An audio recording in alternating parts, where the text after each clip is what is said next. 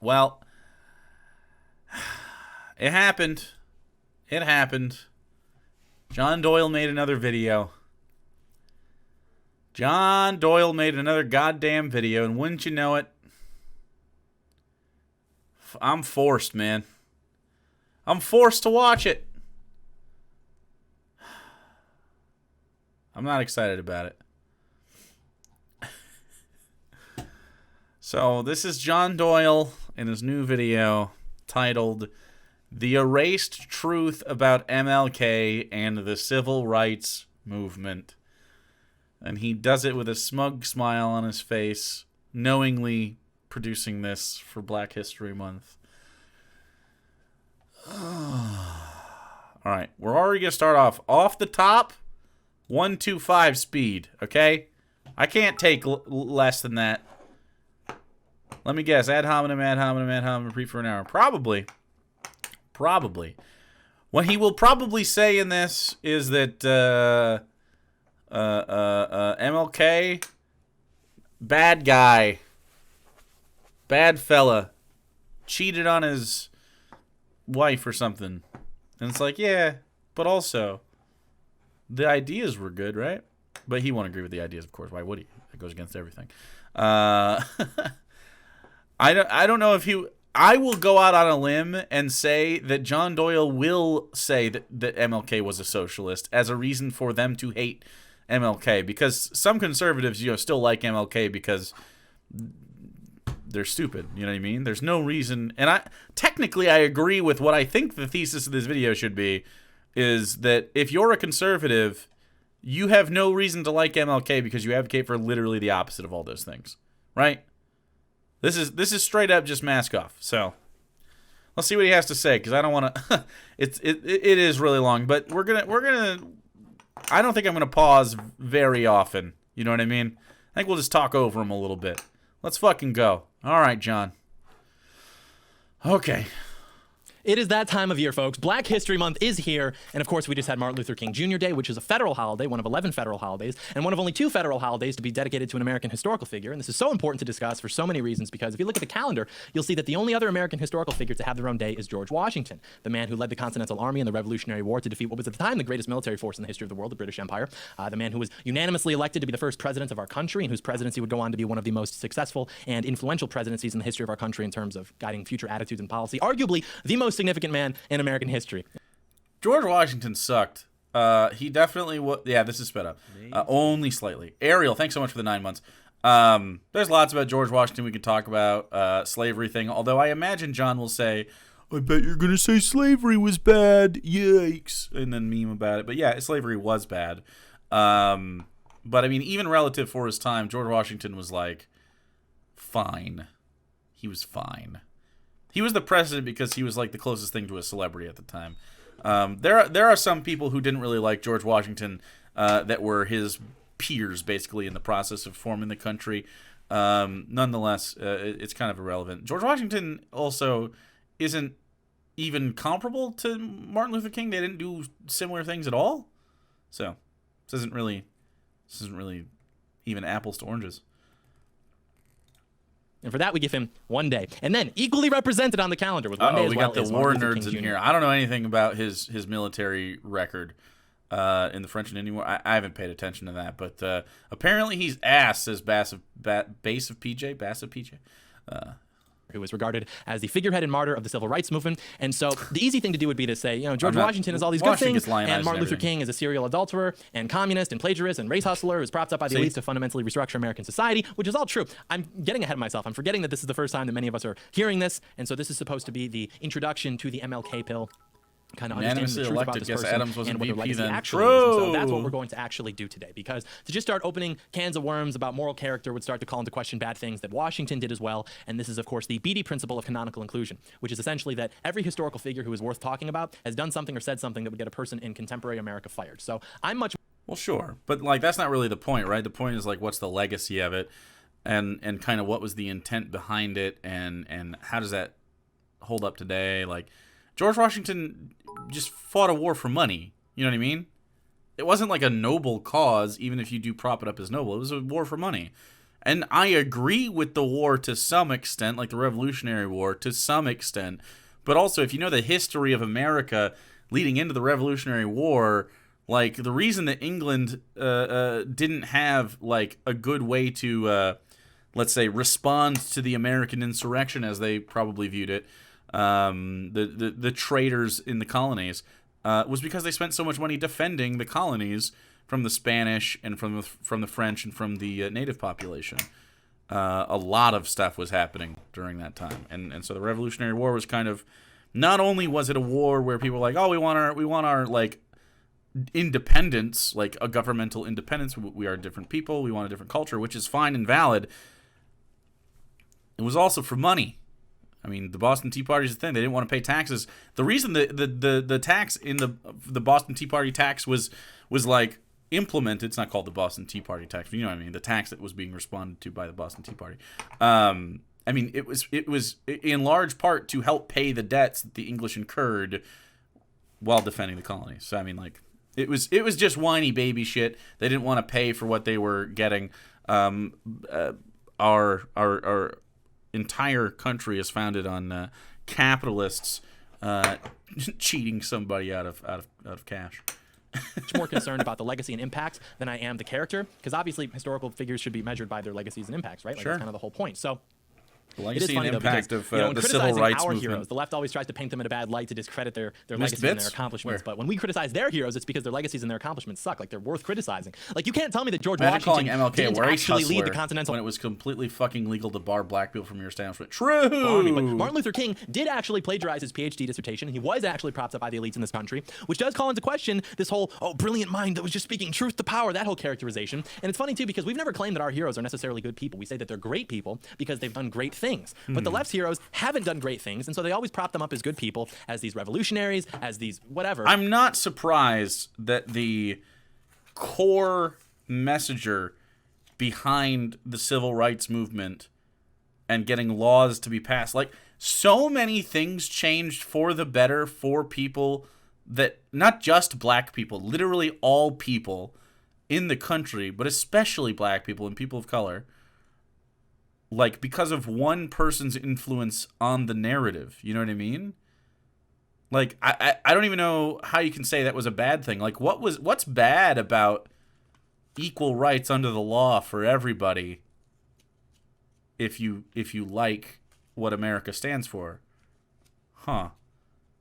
Because to say that you disagree with MLK on any of these, his, like, fundamental, like, the fundamental arguments that make up MLK are, I don't know how you are against those and not a racist, right? So now John has to just lean into the racism. He just has to. And in actuality, the case is that they're terrible people and they have terrible legacies, but you can't say that. You know, George Washington possessed a powerful spirit and a brilliant strategic mind, and it led to the establishment of this great country. Powerful But he spirit. owned slaves. Yeah. Martin Luther King was a peaceful genius who led a revolution against a system of white supremacy. Virtually everything that you just said is incorrect, and then they just kind of short circuit. So think about that, though. You know, the left celebrates Martin Luther King Jr. as an American hero. They use him in their advertising and promotion for all their racial politics, Black Lives Matter, critical race theory, reparations, police abolition, etc. What does the right do? The right... Wait, all those things are based. wait, what? Yeah, all those things are good stuff. Okay. So he's just like, I disagree in general. Okay. I guess that's fine. I thought he was going to be, like, exposed. You know what I mean? says, no, you fools. This is not what Martin Luther King wanted. He didn't support violence. He didn't support race-based policy. He wanted everyone to be judged by the content of their character. He was a Republican. He liked guns. He was a Christian. You guys are ruining his legacy. He was a Christian. Actually, they are his legacy. Martin Luther King Jr.'s legacy is Black Lives Matter, critical race theory, reparations, all of it. He would have supported all of it, and I can prove that to you, so be sure to watch all the way through. And I encourage you to please spare me your rebuttals, which were all taught to you in public school by liberal teachers when you were very young. I mean, yeah, those things are good and based. Like, Martin Luther King was the guy you thought he was because he's right about stuff. Like, I disagree with Martin Luther King on one thing pretty much that I can think of, and that's God. I'm sure we disagreed on other stuff. He was more conservative than I am, for sure. I can't imagine Martin Luther King, for instance. I would hope, but, someone from the 60s? He's middle-aged in the 60s? You know what I mean?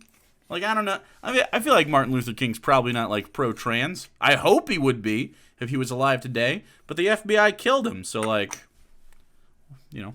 John shits on America all the time. Doesn't that mean that Washington's legacy is bad, too? Maybe.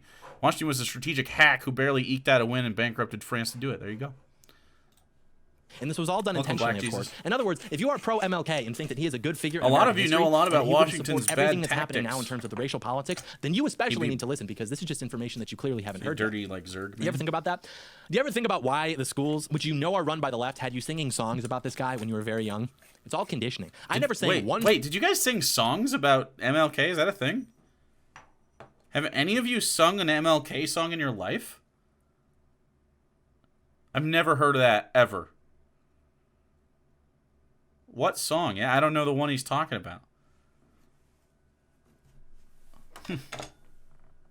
Okay.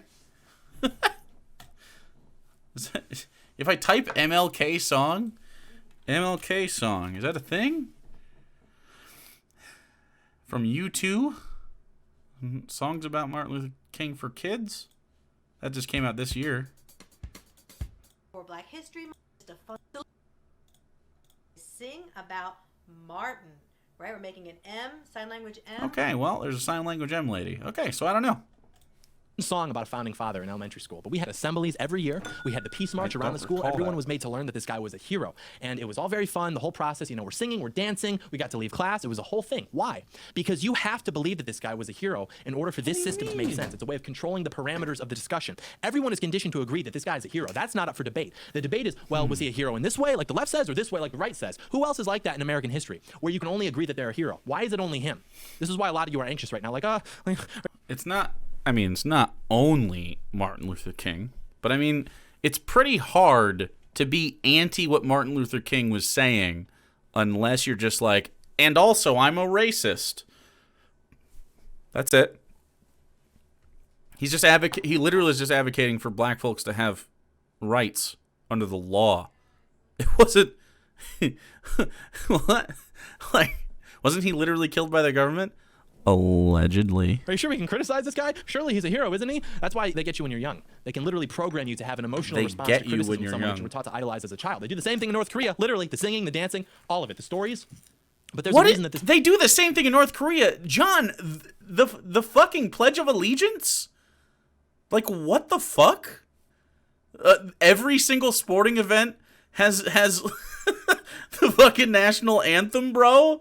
Like, what? Toby Keith exists, okay, dude? This man has equal representation to George Washington on the calendar in this country. Talk about equality of outcome. And it's because if George Washington is the figure who represents the founding of this country, its constitution, what it stood for, etc., then Martin Luther King is the figure who represents the legal enshrinement of its antithesis through the changes in federal law that were a result of the civil rights movement. If George Washington represents the freedom of equal opportunity, then Martin Luther King represents the enforcement of equality of outcome. If George Washington represents God-given rights, then Martin Luther King represents civil rights, which, in case you didn't know, are defined as the rights of citizens to political and social freedom and equality, which we basically already had. Doesn't that sound familiar, though? Aren't we still, like, hearing this every day in this country? It's almost as if nothing actually has changed. What do you mean? Black Americans and other people of color didn't have civil rights. That's what the point is. No, not basically everyone had it. They have it now thanks to Martin Luther King. What the fuck? Didn't everybody already have it? Yes, post the entire civil rights movement spearheaded by Martin Luther King. There were also other dozens and dozens, hundreds, thousands of other black activists and non-black activists that worked within the civil rights movement to get to where we are today. People like John Lewis, fucking Malcolm X was part of this, although he was obviously a different part of it. Like the Black Panthers in general. Like, there's so many people that are linked to this. And a lot of them, we don't even know their names, right? Because they were just like, you know, other people that were working there. It's so wild. You're just racist.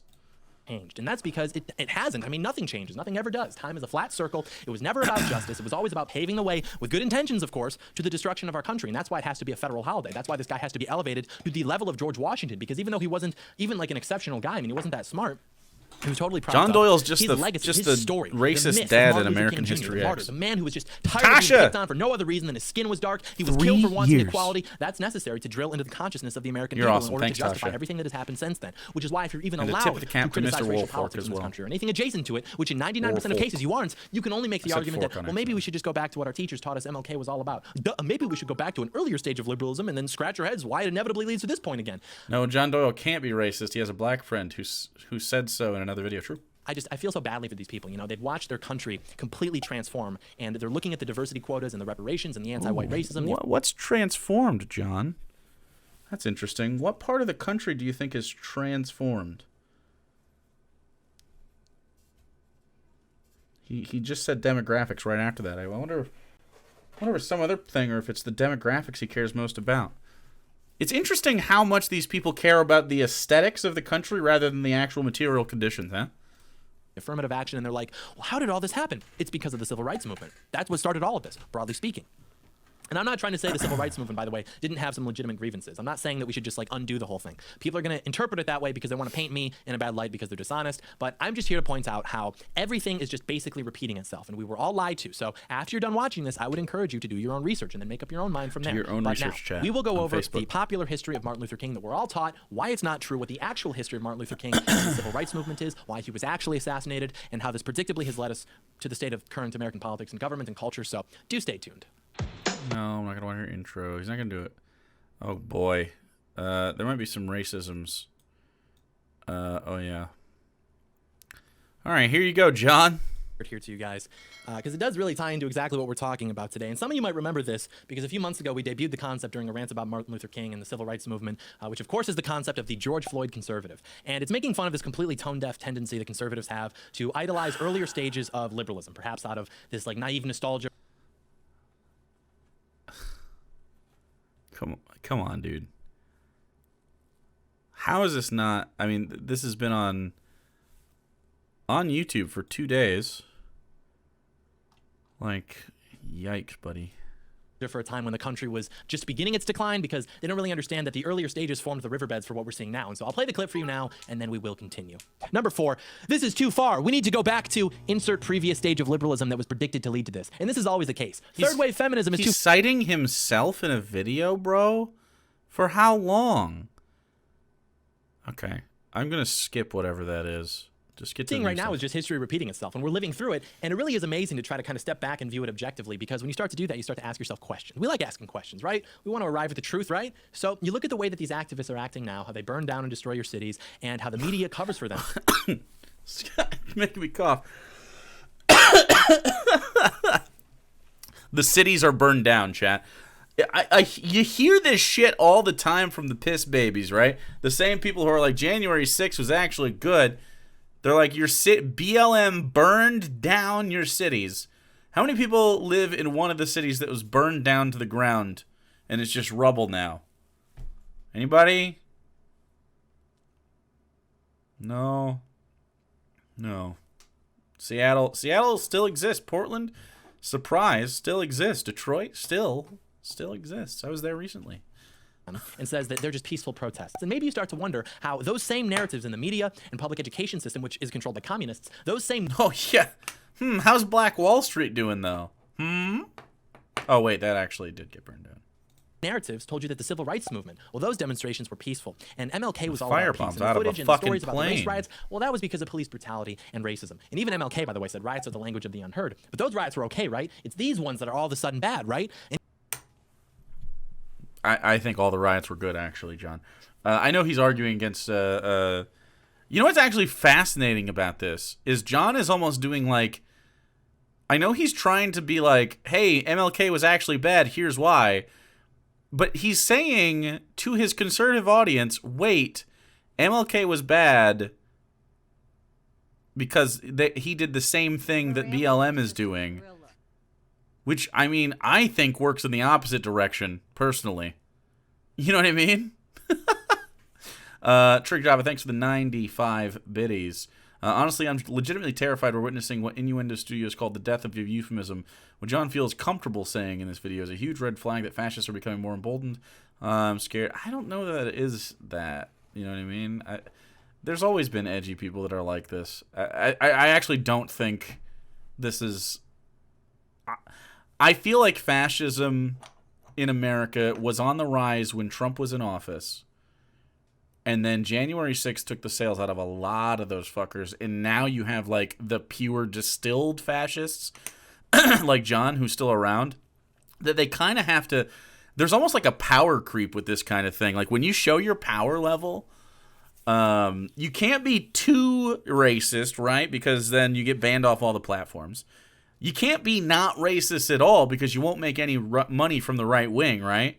So you kind of have to, like, get real close to the edge on demonetization entirely and deplatforming to even really, like, get across what you need to get across. What John Doyle is saying here will get him ostracized from many of the Republican communities. Oh, there's tons of systematic fascism, absolutely, of course. But I was just saying, like, I don't think this is a mark. Like, I don't think this is an illustration of the rise of fascism. I think this is an illustration of the current state of how fascists interact with the rest of people, whether they're right wingers or not. And even those were just peaceful demonstrations, kind of like how ours Nick now are Fuentes is peaceful a huge protests, piece right? of shit, yeah. And you start to look at how they're saying the same things now about the rioting and the looting, and the media is totally covering for them. Virtually every institution in the country covers for them. And you have to wonder when the switch occurred, right? Because according to the way the right perceives history, or tends to at least, with the civil rights movement, there was a point everyone stopped being racist. They'll say, well, of course racism used to exist in this country, but not anymore. And yet these activists are still rioting, they're still looting, and they're saying the same things now that they were 60 years ago, which we'll get into in more detail as we continue. But my question is, are you actually willing to throw your grandparents and your great-grandparents under the bus and claim that you know better than them and that you... Yes. What the fuck? He's appealing to age? Do you think you know better than someone who be old? Like, what? Okay. Yes. Yeah.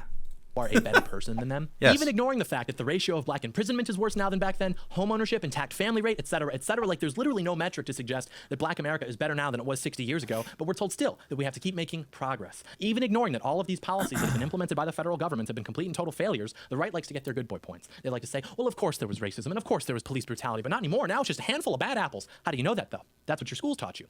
And the schools in the future are going to teach your kids the current and updated leftist narratives in addition to the ones that you were taught. Schools in the future are going to teach your children and your grandchildren about Trayvon Martin, about Michael Brown. These are the cases.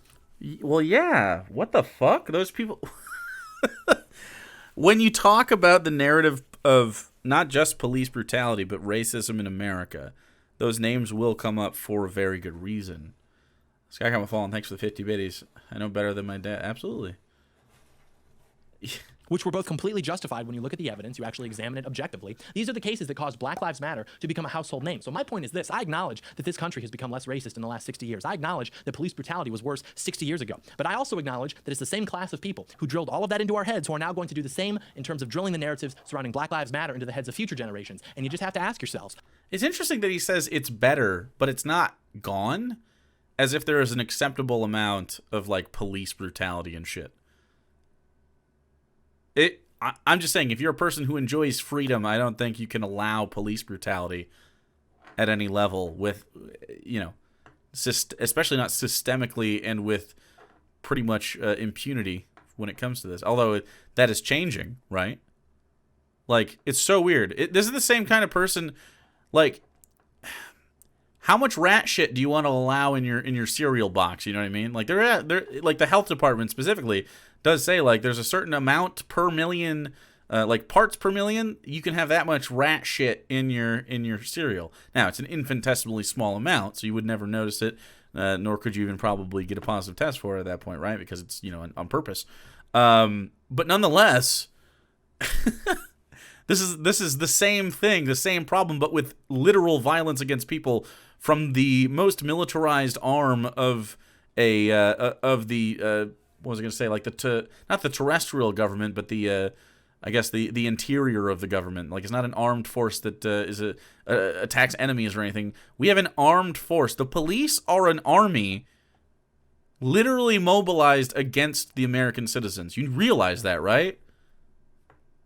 Like, that's what the police are. It's an army to maintain what they consider peace in the middle of the country. You say a gang, but they have federal backing, right?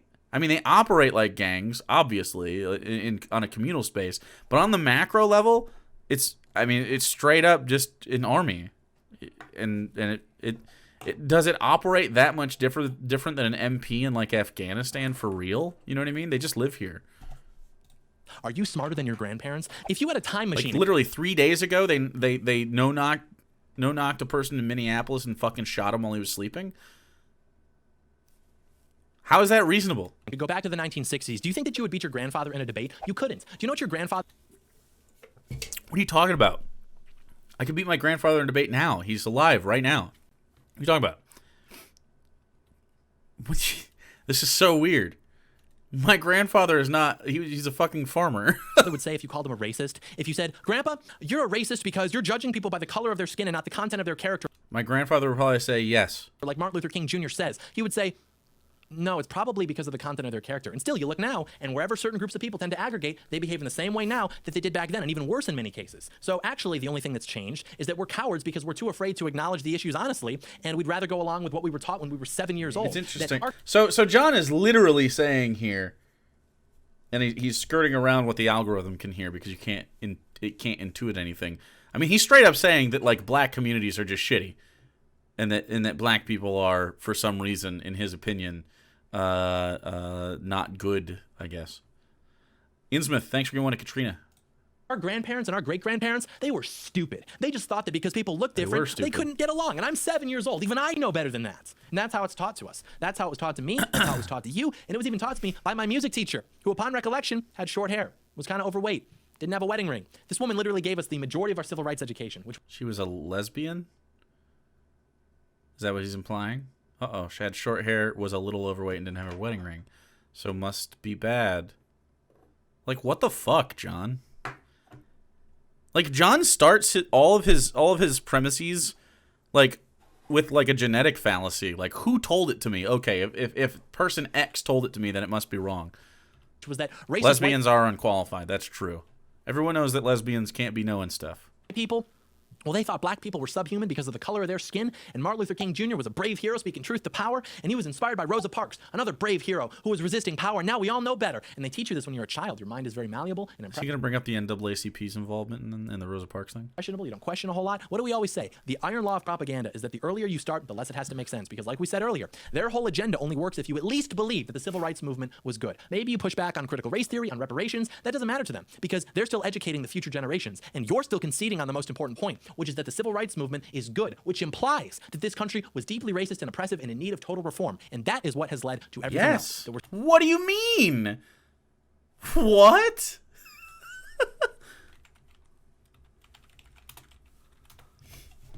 Holy fucking shit. We had actual discrimination based on literally skin color, not content of character, John. Literally skin color. And the Civil Rights Act of 1964 didn't only protect based on skin color. It wasn't just for black people, it's for everybody. It means that you can't be discriminated by a black business for being white, for instance, which is something I'm sure he's worried about. It doesn't matter what race or color you are. It also, religion, so you're a Christian, I can't tell you to get the fuck out of my bar because you're a Christian. You know what I mean? Even though I'm an atheist. Not that I would, but just saying that I can't. Or your sex, or your national origin. So, like, if someone is fucking Irish, you can't be an asshole to them. That's a good thing. I mean, you can be an asshole to them. I mean, you literally can't, like, discriminate.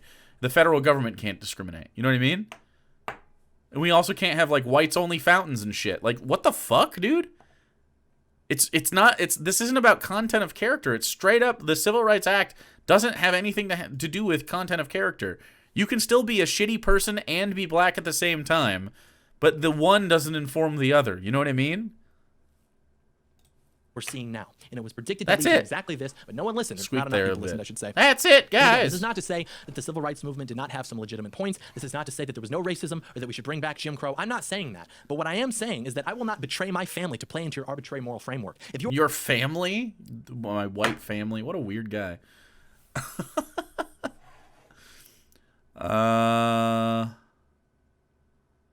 Minneapolis shooting victim was not sleeping? What do you mean? What are you talking about? You're conceding that racism used to exist back then, but not now. That is what leads to where we are now, because it justifies the actions taken by them. If you ask your grandpa in the 1960s if he judges people by the color of their skin, he'd say, no, it's not about skin color. It's because groups behave You differently. can shoot people if they're slightly nodding off. That's what it is. There you go. Right? Is he right or is he wrong?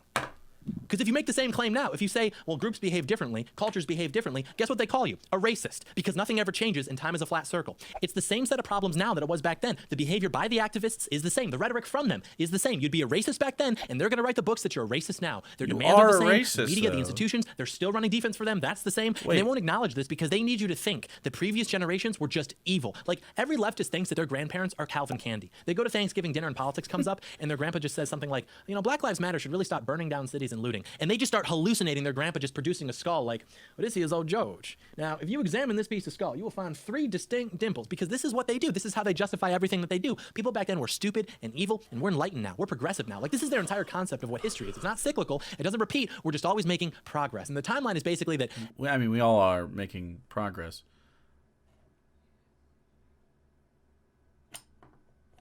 John's never spoken to a left. Yeah, I mean, just literally never. It doesn't make any fucking sense.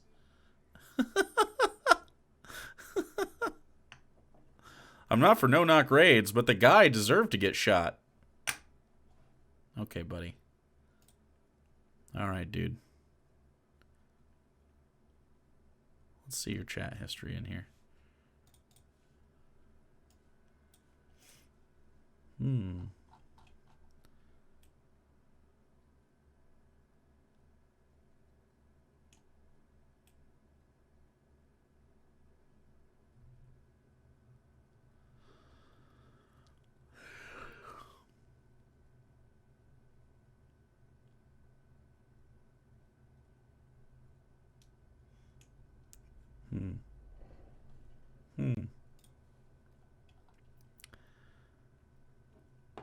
No, I'm not saying that either.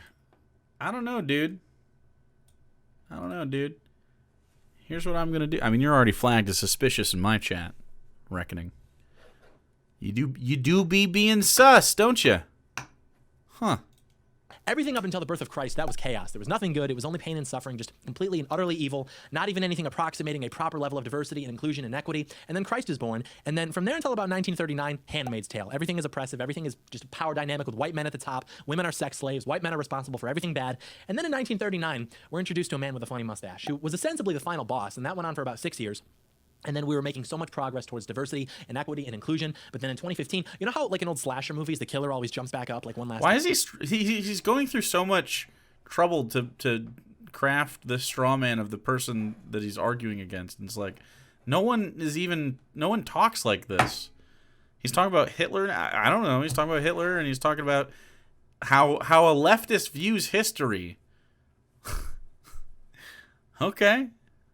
time, like, in Friday the 13th with the canoe. That's basically what happened with Donald Trump. He rallies the racists and the fascists and the homophobes and the sexists and the transphobes, and they were all up against the resistance, up against Dumbledore's army. And then evil was finally defeated. And now we're living through the only remotely righteous time in the history of human existence. It's only right now where we have our democracy and accountability and equity. This is literally what these people think. The point of all this being that we have to decide what we want to believe, and we have to decide who we want to believe. It should set off alarm bells in your head that you're not allowed to dispute that this man was a hero. It should set off alarm bells in your head that when you see the left, the communists, Black Lives Matter, all of these people who you know are your enemies, you see them celebrating this person, and you're like, no, they're not celebrating him in the right way. Fools, a lot of them. Maybe you're the fool. Maybe you're the fool. Okay, so I agree with John here. If you're a right-winger who thinks MLK is good, but socialists bad, you are a fool. Both good. What is this? The fascist wet dream? I mean, he's just straight up. He's just mask up. I wouldn't be surprised if he gets banned for something like that. I mean, he's really close to getting banned, especially that George Floyd t-shirt. Like, I think he's kind of flirting with it so that he can be canceled and get picked up by the Daily Wire for some sort of offline canceled podcast that gets 30 views. Bread Theory, thanks for the raid. Appreciate it. How was your cast? Hope it was good.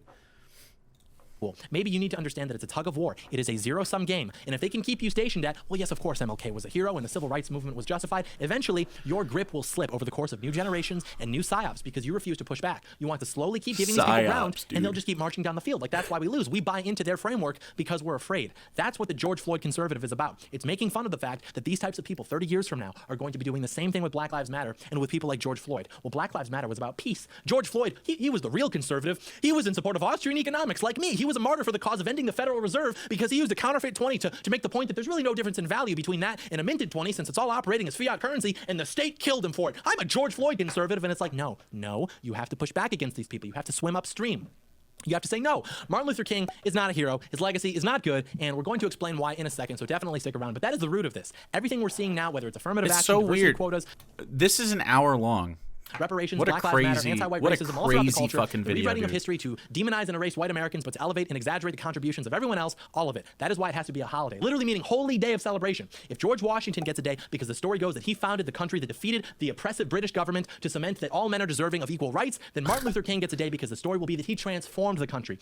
Is this guy auditioning for the Grand Wizard of the KKK party somewhere? Because he's hitting all the notes pretty good and loud. Yeah, I wouldn't be surprised if at some point John Doyle does in fact wear a hood. Defeated the oppressive white people to cement that all non-white people are deserving of equal outcomes, and even more than that, of equity to make up for past injustices, which he was totally in support of. That's the truth, but very few people will tell you that. But before we continue, I must say, it's a new year, we're still riding the decline. I'm not going to watch your ad. I'm not going to watch your ad, dude. All right, skip the ad. He's shilling underwear or something. Maybe that's been Doyle 20% off with the offer code Doyle So 20, whiskey. satisfaction guaranteed, or get your money back. That is getundertack.com. Offer There you go. You can get some cock holsters, chat. Guess what? Some cock holsters. code Doyle 20. Very epic. We continue. Those are so tactical, dude. He's a dog whistler. Oh well, he's more like a dog barker at this point. I do have to say one more thing before we break down the real history of this whole thing, which Feel like shit, so I'm hanging out in the kinder half of Left Twitch. Corb streams make me happy and chill. Hey, thanks. I appreciate that. That's the vibe we go for, is the kinder part of left-leaning Twitch. That is actually true. You know? is that the conservative Appreciate tendency that. to fix. I'm glad that's the vibe we put out. Like this whole MLK wouldn't have supported this. MLK said this, and yet you guys are doing this. It's all so symptomatic of the fact that conservatives have absolutely bulge included with the unequivocally no undies? I don't understanding know, of but it could political be very power. No, it's validating for childlike. some of you And you can tell by how trans smug folks they that get with need this. the They think they're being bulging. very clever by pointing out a quote from Martin Luther King where he says that we need to judge people based on character instead of skin. And yet the libs are all focused on identity politics. Like, are you kidding me? Martin Luther King, he was the king of identity politics. He wrote the manual on it. We're getting ahead of ourselves again. I will elaborate momentarily. It is legitimately impossible for me to get through one monologue without extra berating and right-wing leaders, customizable. right? Nice. But the point is that conservatives have an allegiance to principles, and the left has an allegiance to goals, right? Conservatives have an allegiance to the rules of the game. The left has an allegiance to actually winning the game. To winning the game. What is the game, chat? I would love to talk to John Doyle, although I have before and then he blocked me. Surprise. I would love to talk to John Doyle about the concept of what he thinks leftists believe, because every time he's ever had a conversation with me, he's just flailed because he doesn't know what the fuck I think about. He just pretends that this is what I believe. It's like really weird. Along with, and because I am pretty consistent with all of you guys and most of left Twitch, and just leftists in general, like pretty much, I don't know that we disagree on a ton until we get further left, right? But like, what's the game? Because I think the game for leftists, at least to me, like when you think about like what our goals are, the game seems to be quality of life. That's what we're trying to win, is just to have a good quality of life. That seems like the whole goal. I don't know that there are, and that means for everybody, a good quality of life for everybody. That seems to be like the whole thing. Get as many people to be as maximally well off as possible in every aspect of life as we can get. You know, there's going to be people that don't make it, and that's sad reality of you know, mortality and living and stuff like that. Some things happen. But we can try. We can actually try to make sure everybody has, you know, like we always say on this channel, decommodify survival necessities. You don't even have to stop being capitalist to get to where we our bare minimum should be, right? Because I'm just advocating for the bare minimum right now. Because, I mean, we got to get that before we get anything else. The dominoes, right? So you need to decommodify housing, right? Now, I'm fine if you have opt-in housing. Cool, right? You could buy a house, but you should never have to pay for an apartment. That's pretty much the idea. You can choose to buy property somewhere, buy land, get a house, whatever, but you never have to pay a cent to have shelter. And, like, dignified shelter. We're not talking about fucking squalor. Dignified, reasonable shelter. Okay, you shouldn't have to pay for things like produce and simple hot meals and shit like that. I'm fine if restaurants still exist and they commodify the service of preparing a meal, right? That's fine. That's a good service. It's a noble service. The communities love that shit, and you know, there's good cooks out there. You ever had a good ass meal? It's pleasurable. It's good. We need that for our communities. But should you have to pay for broccoli? I really don't think so. The government can pay the farmers to do these things, and you eat whatever it is in season, that'd be fine, right? And not just broccoli. You know, hot meals. This goes, I guess, to the food stamps discourse. Everything, all of it. Just give people money and let them be allowed to survive how they see fit. You should decommodify healthcare, obviously. We don't have to talk about that because obvious. We should decommodify education. Because not only do you have a healthy populace, but now you have one that can be educated, they're housed, they have good nutrition, and you should decommodify internet access in those apartments and stuff. And for every citizen, I guess, whether they have houses or not. So, I mean, that's pretty easy. If you had all those things, capitalism can still go burr for however much longer it lives, right? Which won't be forever. Because, I mean, you know, the capitalism desires and kind of needs, like, the infinite climb. If it starts to decline, things get worse. So you can't have that. So eventually you plateau, and then you just have no more need for capital because you're post scarcity, hopefully. But I mean, so many things we could get done if we just started there, dude. Think he's gaslit himself, if that makes any sense. Yeah, it sounds like he's made up memories of what he thinks leftists think. You know what I mean? And he's arguing with like nobody. And then he's just making up sort of like racist shit to say about MLK. Like, it's just weird stuff, man. Conservatives have an allegiance to the rules of the game, and the left has an allegiance to their team, to their friends. He believes we want our political foes in camps. They're not following their own standards. They're being hypocrites. In my ideal system, John Doyle gets to still make this video. I don't care. I don't give a shit. As long as people have what they need materially, I don't care what he's saying. I mean, I care a little bit what he's saying. He's getting real close to the fucking line. But, you know, as far as, like laws and shit, I don't want him in a camp. He doesn't deserve to go to prison for any of this shit. He's just a shitty fucking guy. I still think John Doyle deserves free healthcare and the dignity of having a house and not having to pay for food or education. In fact, he'd probably benefit from free education. That doesn't even matter to them. That only matters to you. And it's why you lose, because you don't understand politics. You have no concept. Oh, mental health service? I mean, mental health is what I consider that healthcare, but yeah. Of it. The left has an allegiance to ends. The right has an allegiance to means. And when you see past the failures of these graceful principles of yours, you realize that the only relevant political virtue is loyalty. That's it. Politics is fundamentally about doing favors for your friends and punishing your enemies. And certainly, ethical politics. Trig Java, thanks for the 95 biddies. You know what pisses me off about people like John Doyle? Oof, that's a lot there. Well, it's a little more complicated than this. All these people have to do, unironically, to become less racist is to imagine having a good time hanging out with a POC. I'm dead serious. Look up the imagined contact hypothesis to see actual legitimate evidence for this. These people are fully culpable for not popping their bubble. Yeah, actually, that's really interesting. That's really interesting. Thanks for the biddies. Do not scale to hostile outgroups. Certainly, it would be suicidal to extend ethical politics, to extend good faith beyond issues of things like tax policy. I mean, why would you ever treat someone who wants to completely destroy your way of life and who openly admits this and celebrates this and campaigns on this? Why would you ever treat them as anything except for your enemy? Oh, because we're better than them. Really? Really? Because no one's going to know about that once they erase our country from history because you think that losing is a virtue. What? I do know it's based, Fennec. Thank you. Appreciate it. Howard.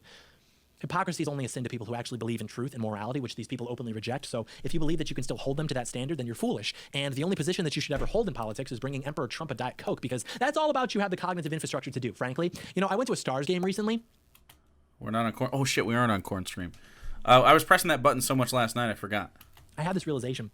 Even drunk hockey fans understand politics better than the average conservative. A Stars player can do anything, and they will not concede wrongdoing. It could be the most insignificant thing, minor penalty, high sticking, and the fans just immediately, ref, you suck, and I'm watching this, and I'm like, if we lose, Nothing bad's going to happen. Like, it's inconsequential. Nothing happens. Yet the fans understand this distinction between the friend and the enemy, and it's because they want to win the game. It's interesting. He moved to Texas and is now saying "we" in regards to the Dallas Stars. Okay, as a sports fan, I find that to be fucking just little tiny baby balls, okay? You're from Michigan, John. You should be a Red Wings fan, all right? I'm not just going to disagree with you about your politics. I'm also going to disagree with you about your beta approach, okay? Your beta baby man approach to sports fandom. What a bitch, dude. If I don't like you for one thing, if I got to pick one thing, this is at the tippy top, frankly. And then the racism. Okay, not really, but the average shut the conservative... fuck up, John Doyle, and cheer for the crappy Red Wings like a Michigander you are. You're but damn right. And if he continues to lose, it means the destruction of his The country. Red Wings are coming up, though. They're on the come up. This is a guy who's willing more than anyone to throw his own people under the bus. The 2020s are for Detroit sports. Mark my fucking words, all right? In the name of principles, to get some good boy points from the left, right? Because the only thing that the average conservative hates more than a radical leftist is someone who cares more about actually So weird not seeing a corn next to your name, Comfy. That's I was like confused who you were for a second. conserving the country more than they do. But anyways, I think it's all safe to say that we have an understanding of who Martin Luther King was, what the civil rights movement was purportedly about, because it's virtually impossible to grow up in this country without learning about those things. God damn it, Darth Moonbear. So before we kind of go through the timeline, I want to address what... All right, Darth Moonbear redeemed Say Something Nice about John Doyle. Okay. Here's something nice about John Doyle right now. Hey, John. That sign that you got looks like a high-quality sign. There you go. That's pretty good, right? It's a pretty good sign. What are, in my opinion, the two biggest misconceptions that we have about Martin Luther King and about the nonviolent civil rights movement. And those are that it was nonviolent and that it was a movement. And then this will help us get into our timeline of the correct history behind it. So we hear all the time about how Martin Luther King was calling for peaceful demonstrations and it was a nonviolent movement at its core. And the two most important things to understand about this are that, one, Martin Luther King was not the only black leader in America at the time. And two, actions speak louder than words. We have to look at this within its complete historical context. And existing concurrently to Martin Luther King was a movement of black nationalists that was becoming increasingly popular. And these people would straight up give press conferences where they would explicitly call for violence against whitey, and this was like scaring white people. And so Martin Luther King had to come out and just keep reminding people that what his movement was about was nonviolence and that they were against violence. And so this is because King understood correctly that he was going to need the support of white people in order to achieve the power necessary to implement his goals. Whereas the black nationalists, they basically giving up on white people. The points they weren't allowing white people into their groups. They were calling, of course, for violence against white people, etc. And King's understanding of the necessity of white support gets into the other components of the nonviolence perception, which is that people operating within his coalition, they would deliberately go into places where they knew they would be met with hostility. And they would instruct the young people to literally cause trouble at these demonstrations. Yes. This is... Okay, all right. I don't know. Does John think this is a bad thing? It's interesting. John thought something like January 6th was like based, right? And the reason that John thinks something like January 6th is based and good is because it is a group of people using their First Amendment rights to free speech and protest to go to the government, to the system, and say, fuck you, this is wrong, you did the bad, and now you must do the good. And you demonstrate in that way, and sometimes shit gets a little messy. When the difference between January 6th and the civil rights movement and the race riots and stuff like that is pretty simple if you don't have an asshole for a brain. Like, literally, if you look inside John Doyle's brain, it is just a, sort of like a, you know those angels, biblical angels that have, like, they're just like wings and eyeballs? It's like that, but an asshole for John Doyle. It just, in the center of his skull, it just rotates on its own fucking, like, axis, and it's just a puckered, shitty asshole. A rim where there should be a brainstem. That's what he has on the inside. So if you don't have one of those for a brain, you actually have just like a normal brain inside. You know the difference between January 6th and the civil rights movement is one was advocating for everyone under the law, irrespective of race, color, creed, religion, or sex or anything like that, to have equal rights under the law so that you couldn't be segregated against for something outside of your control, not for a choice you made, but for an immutable fact about your demographic existence, right? The rights for every American, including white Christian men, from not being excluded from any sort of part of public life due to the fact that they were white Christian men or black atheist ladies. You know what I mean? Any of them. That is a good and noble thing to advocate for, right? If white men had been systemically oppressed for hundreds of years in the country, I would still be just because white people. It's not because white people, right? It's because specifically of the history leading up to this. If white folks had been the enslaved party, right? The same exact thing could be happening, and it would still be exactly the same amount of good. It isn't worse. It isn't better. It's exactly as good because you need everybody to have equal rights under the laws. But what happened was it was the black population that got systemically and barbarously subjugated for hundreds of years. And so this is the comeuppance of that, right? January 6th, on the other hand, was people disagreeing with math. The fact of an election. They were just pretty upset about that. They weren't advocating for human rights that were being denied. They weren't trying to protest an unjust law. They were straight up just mad that they lost a thing they thought they were going to win to a guy who probably under any other circumstance wouldn't win. 'Cause Joe Biden sucks. But you know who sucked more? Well, Donald Trump sucked more and continues to do so. That's why those two things are different. So that they would devolve into chaos, because they understood that once the cameras were rolling and they captured these shots of the fire hoses and the nightsticks, then that footage would make people feel sympathetic to their cause and feel more inclined to support them, which is exactly what happened. The news media would broadcast out of context footage to support the narrative of the out of context footage. What the fuck? John, I would love to ask why you think that American citizens, irrespective of color, don't get to publicly decry an action the government is taking. And also, I mean, they can destroy their own community. Can you not? Oh yeah, we can do corn screen. Can we not destroy our own communities? That's a question I have. Let's say something. This is an interesting discussion, I think, in lefty space. Okay?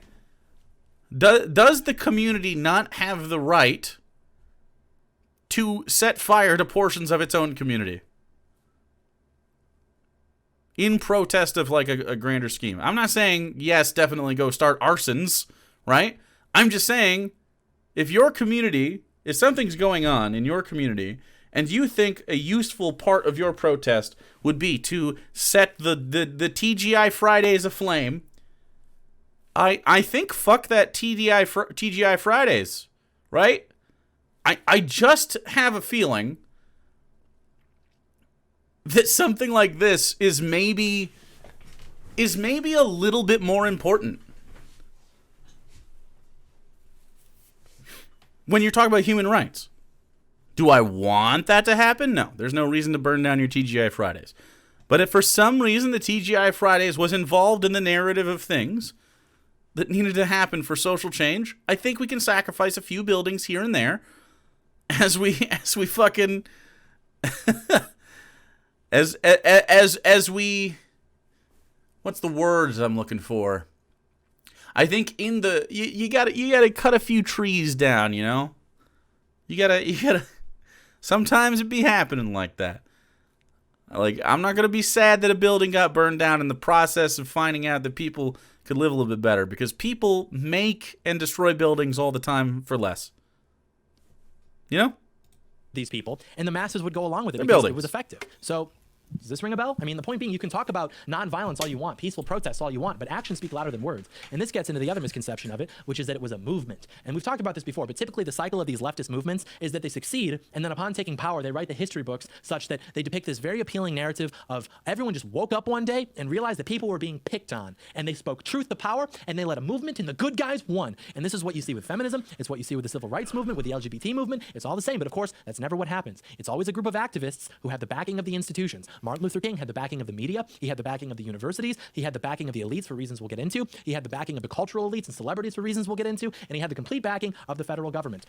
Do you think, John, that maybe, and the backing of the federal government is just wild to me. Literally, that's who he was lobbying against, but whatever. Do you think maybe Martin Luther King had the support he had because A, everyone was corrupt and lying, or B, he appealed to them? Do you not think that MLK could have appealed to some people? John, when is hanging people from trees and having picnics under their corpses okay? Genuine question. Well, I think John Doyle would answer when he thinks it's funny. Which made this entire thing possible. And without that, there's absolutely no way he would have succeeded. It would have been impossible. And it's the same thing nowadays. Nothing ever changes. I'm going to show you this clip right now to give you kind of an idea of how true that is. Here's a clip from 1972 where a woman named Angela Davis addresses an audience to talk about a case where a 24-year-old black woman named Emily Butler, who worked for the IRS one day, decided to go out to her car and get a gun and then come back and murder her white supervisor in cold blood. And I'll explain why this is significant afterwards. But take a look at this and listen very closely to what she's saying. You heard about the case of Emily Butler? It's a very tragic case. Because when we talk about racism and the black worker, we have to try to understand what's been happening with the Emily Butlers. She's a sister who worked at the Atlanta Internal Revenue Service Bureau. And as she had mentioned on many occasions prior to the charges being lodged against her, she felt that she was a particular target of the racism, the institutionalized racism, in the sense that she never got promoted whenever times for promotion came around. Whenever she made a request, her request was always denied. And when it came to just outright, blatant, overt racist harassment, she had to deal with that every single day, every day she went to work. And you see, one day, she asked to see her doctor, and they told her no. And then they started screaming at her that she had punched in her time card 2 minutes late. And then the white 4 men and 4 women really began to get on her back. And the sister became so desperate that she didn't know what to do. And she went and got a gun and she shot 2 women. But you see, let's try to understand what was happening in that situation. Because that's certainly not the answer to liberation. I mean, we got hundreds of thousands of Emily Butlers. And we have to realize that Emily Butler is not guilty. It is racism that pulled that trigger. Racism. And if anybody needs to be indicted and imprisoned, it's the reincarnation of racism himself, Richard Nixon. Did you notice how the audience started clapping after she said that she shot the woman in cold blood? Like they had to be shushed because they started clapping.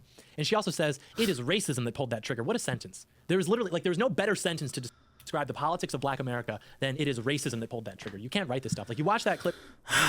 Man, she literally said, this is not the way to liberation, but at least we understand the cause, right? Like... I'm sure that seems like it might have been a big story for the time. I was not alive then, so didn't hear that story. Yeah, that was Angela Davis. Yeah. I mean, sounds like the boss is bad. They didn't let her go to the doctor.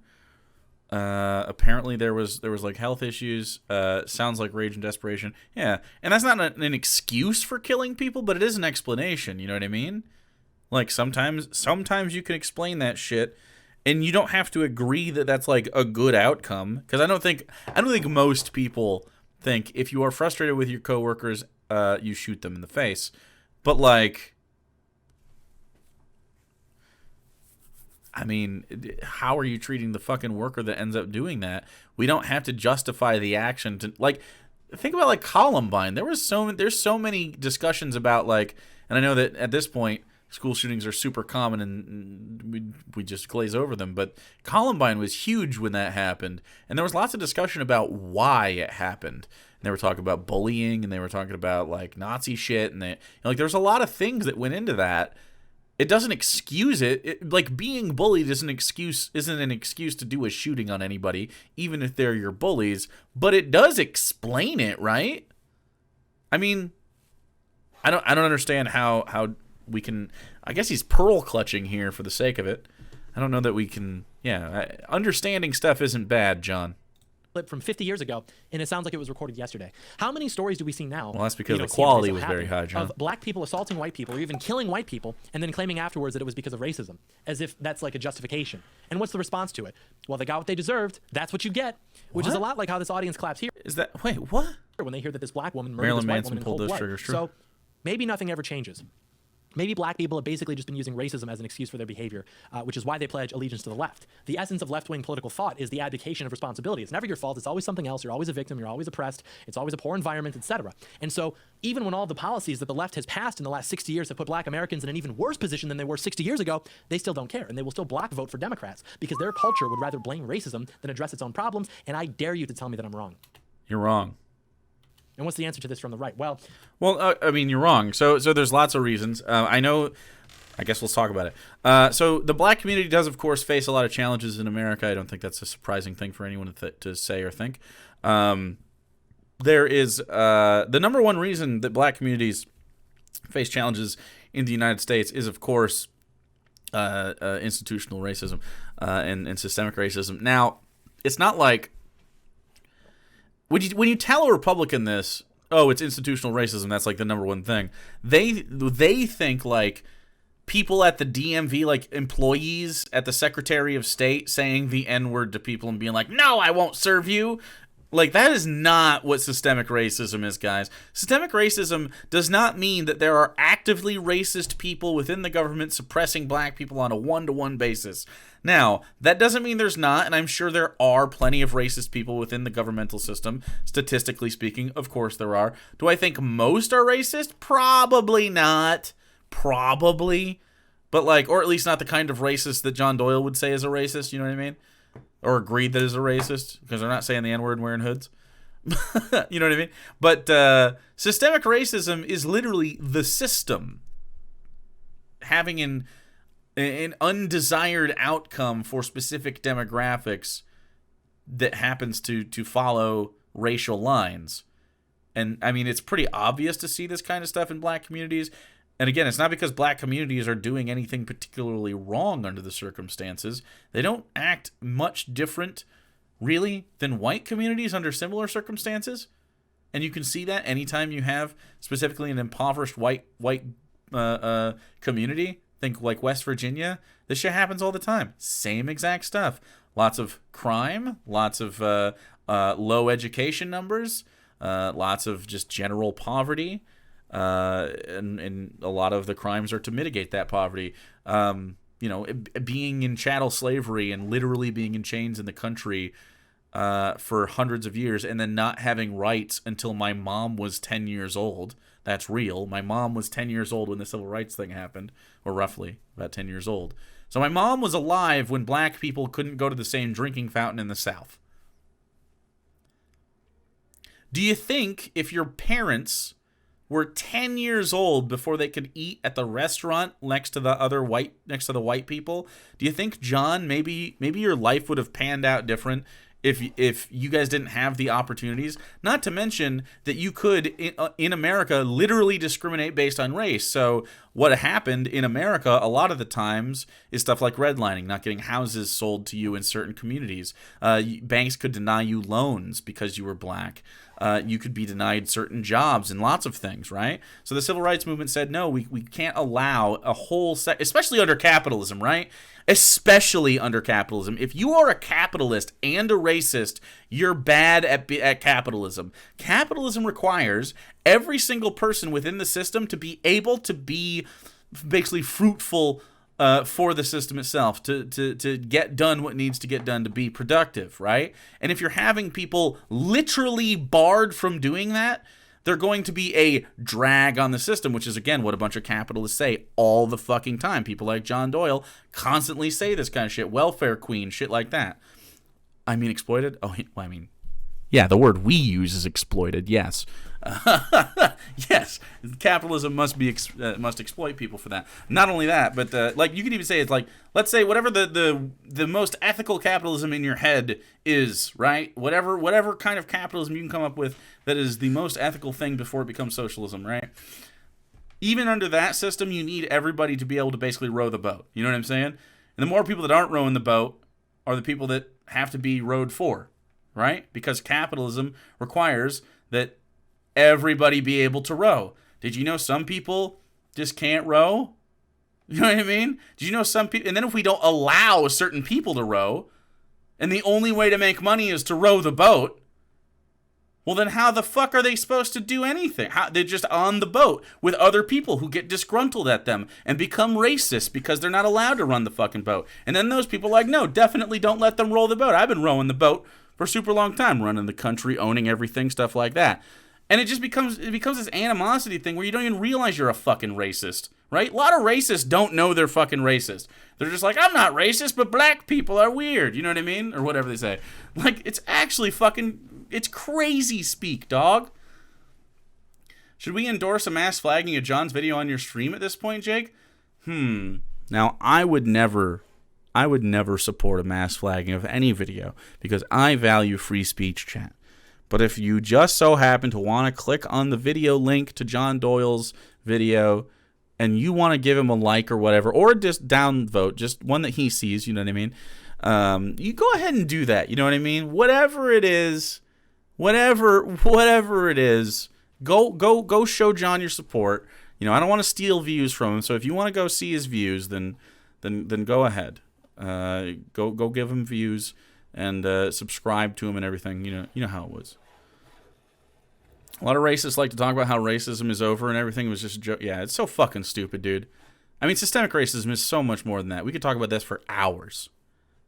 We could have...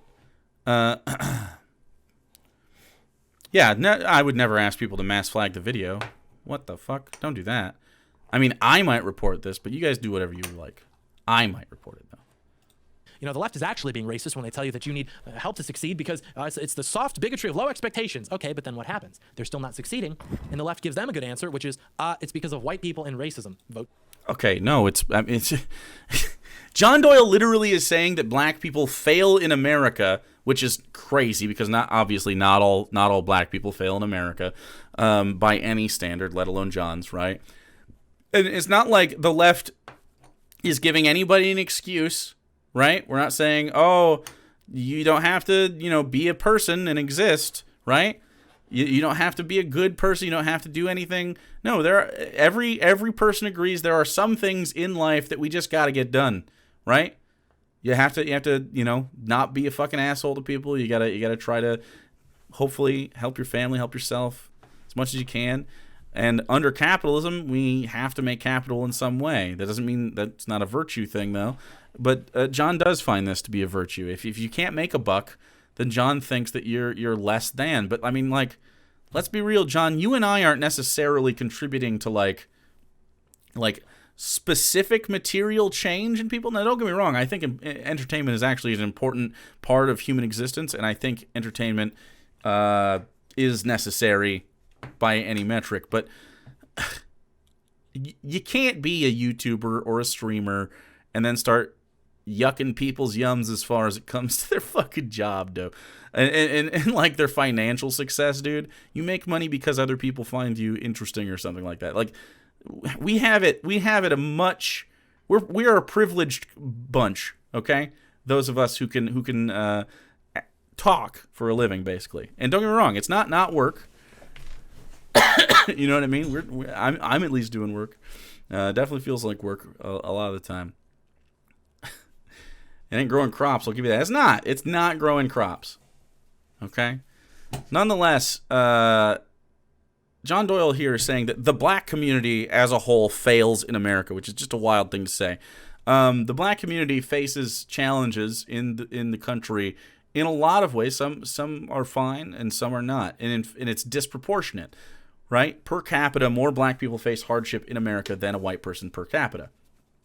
Now, we talked a little bit about why that was a second ago.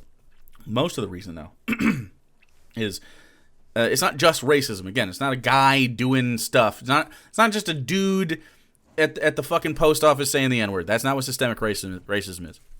Again, systemic racism is the systems in place. There's just institutional poverty, dude. Institutional poverty because there's not familial wealth in generational like black families because they weren't allowed to accrue generational wealth. You see the same thing in poor white families as well.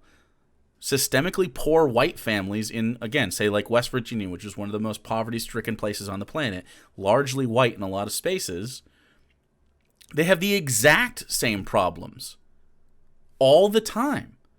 I mean, they have poor health care. Now, usually these are rural, and the black communities are more urban. So I think the black communities get a little bit more highlight because there's just more eyeballs on the situation, right?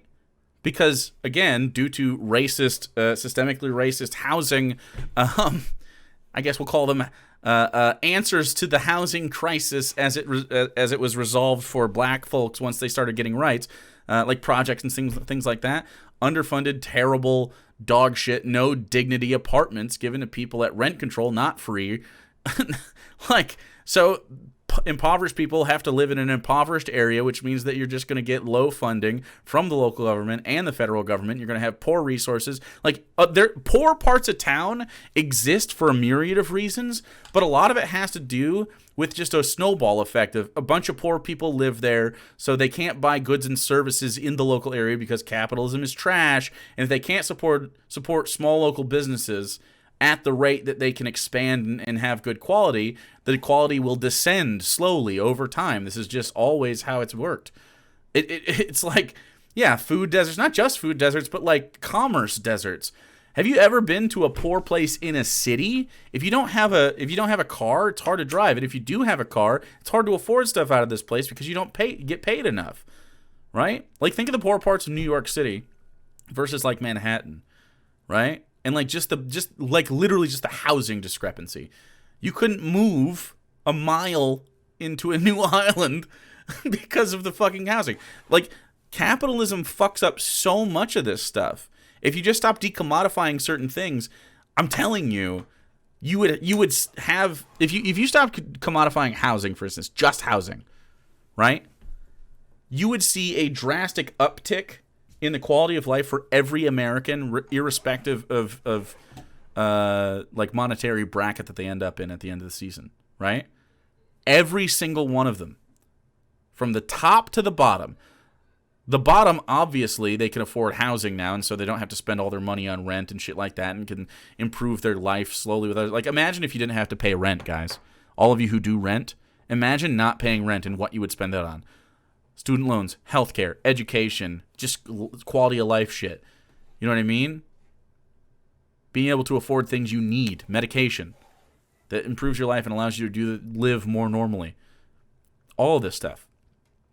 Now imagine if the black community was one of these people that was affected by it, which would be, right? It's not targeted at black folks, it's just targeted in general, towards poverty, right? And not that. You could also be rich and get a free apartment. I don't give a fuck.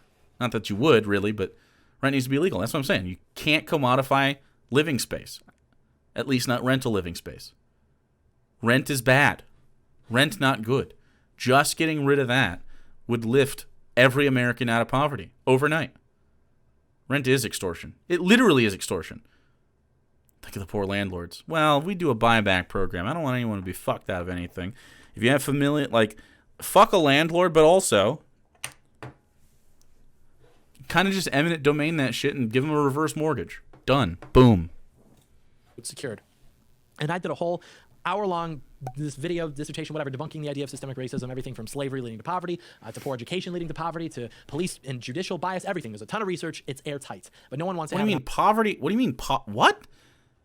It's not airtight if it says poverty can't be at all engaged with in regards to someone's like, what the fuck? That's so silly.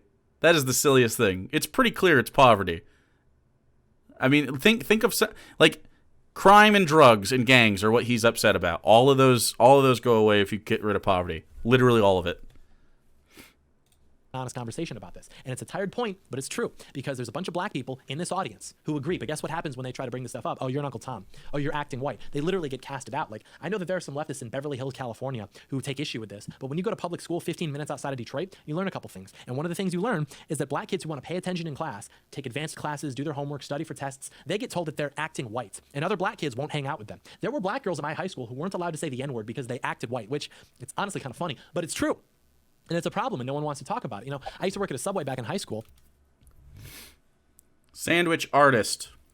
And I worked with a woman who would take the bus up Woodward to get to the store. And for those unfamiliar, there's a road in Michigan called Woodward that runs from Detroit northwest up until Pontiac. And so she would take the bus from the city to work at our store. And then one day she bought a car. And then a couple months later, her car got stolen when it was like parked at her apartment or something. And so she comes into work and she tells my boss about it. She tells me about it. And my boss said something like, damn, that really sucks. Just unlucky, I guess. And she said, no, they did that intentionally because they were mad that I got a car. They were like targeting her intentionally because they didn't want her to succeed. And at the time, I thought she was just being paranoid.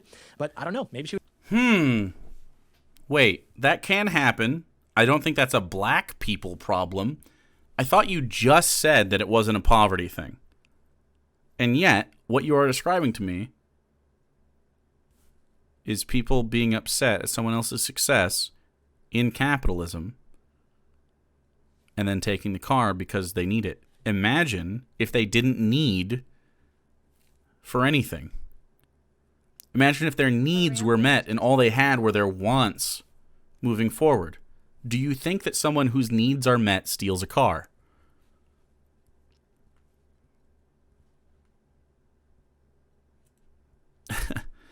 Meek says, no. As a black kid from Detroit, these occurrences are very rare. Most black people don't accept that behavior. I've never heard of anything like this in my life. I've actually heard the opposite a lot of times. If not to invoke my black friend, okay? Arian's told stories about this. Other people that I've known that are black have told stories about this. And I think it's pretty popular just in pop culture to know this about kids, especially in the black community. Usually when I bring this up because Arian specifically came to mind because he was a football player and a good athlete. And what happened was the gangs and stuff literally didn't allow him to fuck around in those spaces because they didn't want to fuck it up for him. They knew that he had a possibility to get out. You know what I mean? I've never heard of a black community. I'm sure it happens that some people in the community of any community, whether they're black or white or whatever, class traitors exist. It's a thing, and it's usually sparked by stress caused by capitalism. But nonetheless, gangs is like the things that John Doyle is upset about. Like all the things he sees in the hippity hop videos on the BET that make him very uncomfortable. The gangster rap, the NWA, fuck the police. It makes him very, very. You read my comment? Wait, what comment? The gangs in Houston will refuse to let smart kids in the game because they might have a future. Yes, so that's in Houston. Arian grew up in Albuquerque, but yeah, similar thing. He played for Houston though, or in Houston. The acting white thing happens very rarely. I don't know anything about that. Obviously, I'm a white guy from the white Midwest, so I've been told that I act white as a kid, but over time it's gotten better. That crabs in a barrel shit doesn't fly. How many black folks do we have in chat right now? Because I don't really think about this when we talk about it. So sometimes you guys go, "I am black." I am white. Give me just a random emote if you're black in chat right now. I just want to see what our demographics are. I'm assuming because I'm white, most people are white in here, but I guess I don't know for sure.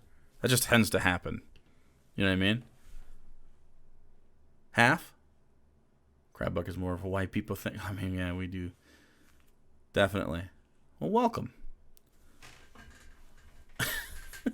I'm a kitty. Well, there you go. Hell yeah. All right, cool. So yeah, I'm glad that the community has some fucking diversity because, oh, boy, do I interact with lots of white folks because of how I grew up, man. Brown here. Okay, just anyone who isn't white now, not just black. There you go. Go for it. I'm glad that, by the way, because people of no color Just not white. Because I assume most people in here are white, not just because of the country's demographics, but because I'm white. Typically, in my experience, my analytics usually show white. White passing, but Puerto Rican. There you go. Yeah. Cool. I know that we have a few native folks in here that have some cool heritage. I don't know. I have English heritage. I'm really boring. English and German. Real boring. Anyway, let's get into it. Yo, Brown. I'm as white as you are, cis and straight. Damn, that's pretty white. I'm indigenous, but white passing, mixed, but I look and identify as black. Oh, interesting. Korean corn. Hell yeah. Does that say Princess Monocle?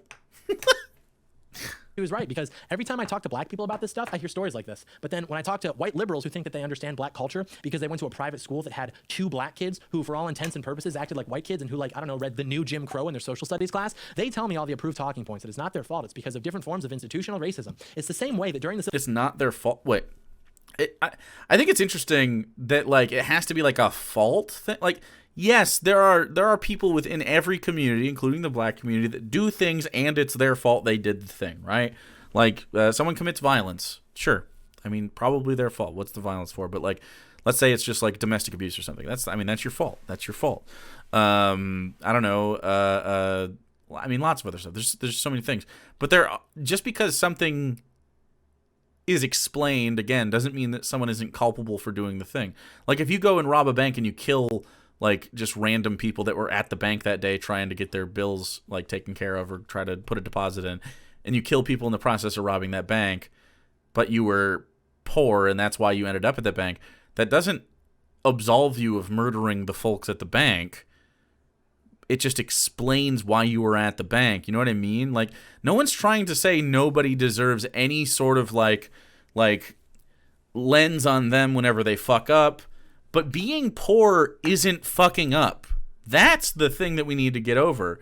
If you are poor, it's not because you're a fuck up or you're shitty or you're just dumb. It's often luck of the draw, dude. That's often what it is.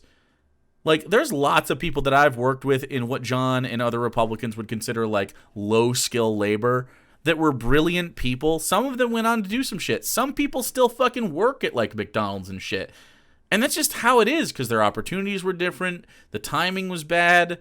I mean, everyone's competing all the time under capitalism for different jobs and shit. So it's like, it's hard. Some people just by the nature of capitalism, it has a bottom crust to the demographics in regards to poverty. You can't have everyone be a millionaire. If everyone is a millionaire in America, nobody is.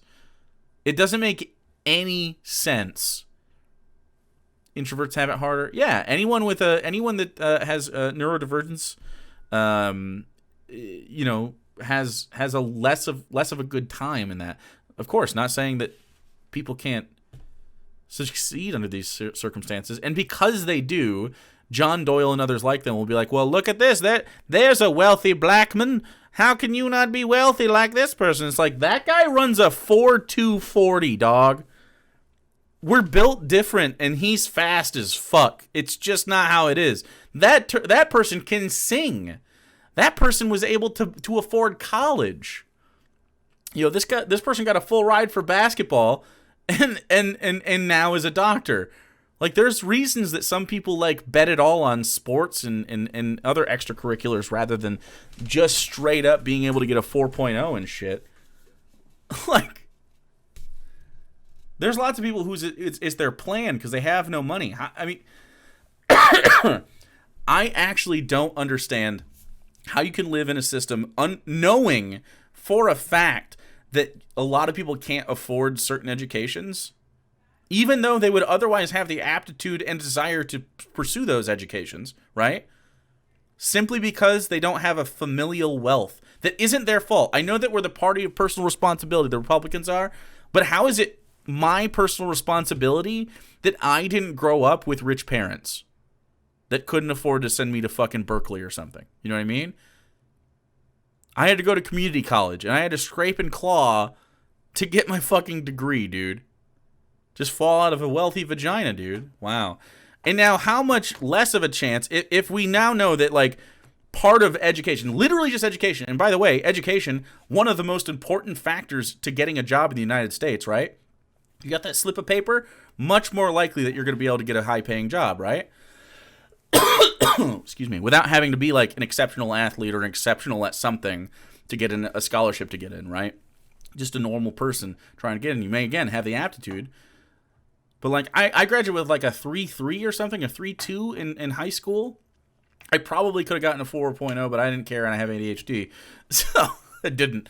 But I did really well in college because I was interested in the topics. I had a 4.0 for, like, the first 2 years of college, and then life happened, and we slipped a bit. But we got back up there. But, like, you know what I mean? Like, it's not an aptitude thing when you just don't have money to do it. And I was doing that at a community college. I certainly could have gone to a bigger school if I had the money for it, but I had no support financially from my parents in that way. So what am I going to do, you know? Now, consider this. I'm a white guy. My dad was middle class and still didn't have the money for it. Well, frankly, didn't want to help. Didn't want to. Died a millionaire. Early, by the way. Good for you. Fuck you. Good. What was all that fucking shift work for if you're just going to die in your 50s, dog? Actually, I think it was in his 60s, but... Nonetheless. I just like...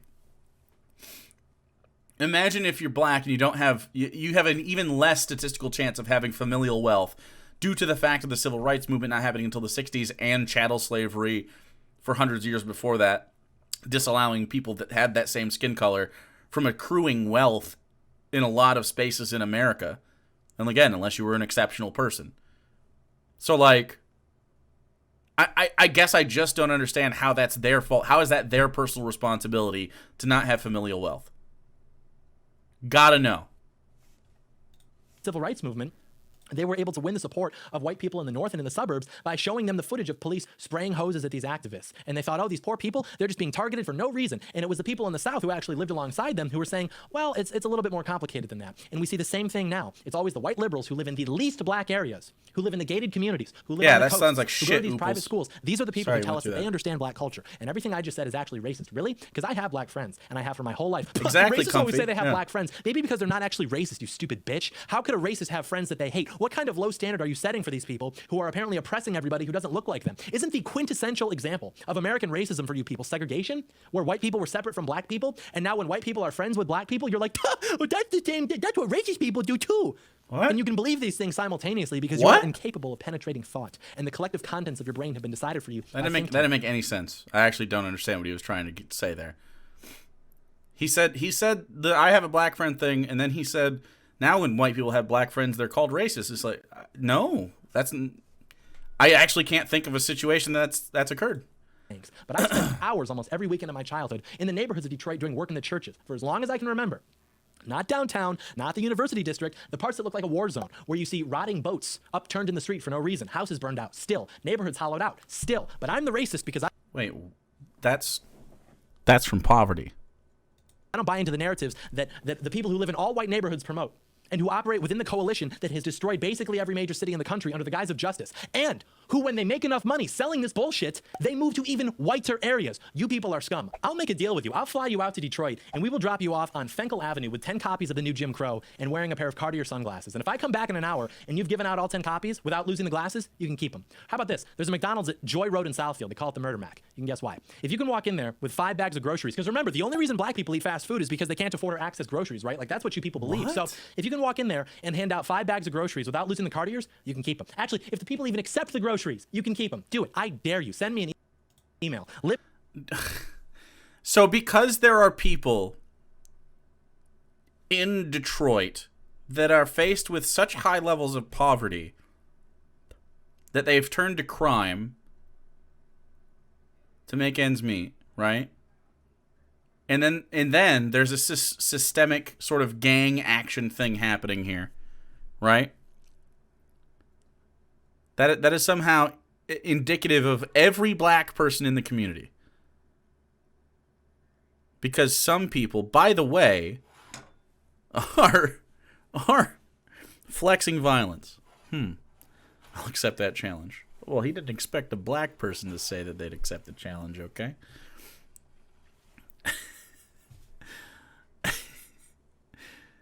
By the way, I don't know. I've been to Detroit several times. I've never, and I've been to some bad parts too.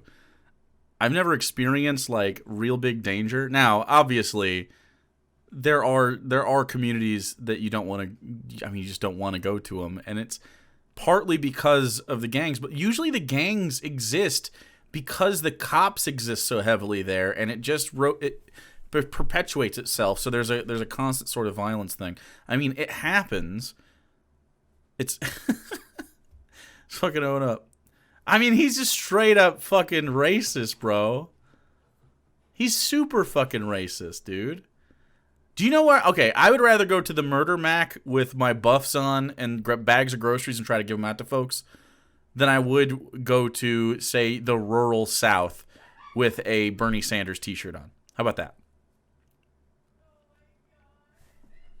Just saying. Or a Black Lives Matter shirt. I'll go to the Murder Mac every day for a week with buffs on and handing groceries out to folks. Then I will BLM shirt anywhere in Alabama. Or that's not true. Alabama's highly black. Any white neighborhood in Alabama. How about that? Yeah. And a lot of these places are dangerous for a lot of different reasons. Again, this isn't an excuse to say if there's somebody that's robbing folks that have stuff at the McDonald's because they have wealth, right? Or not even wealth, just like nice glasses and shit. If they're robbing people for that shit, that doesn't make them good people. Even if you could explain the fact that they do it because they're poor. I mean,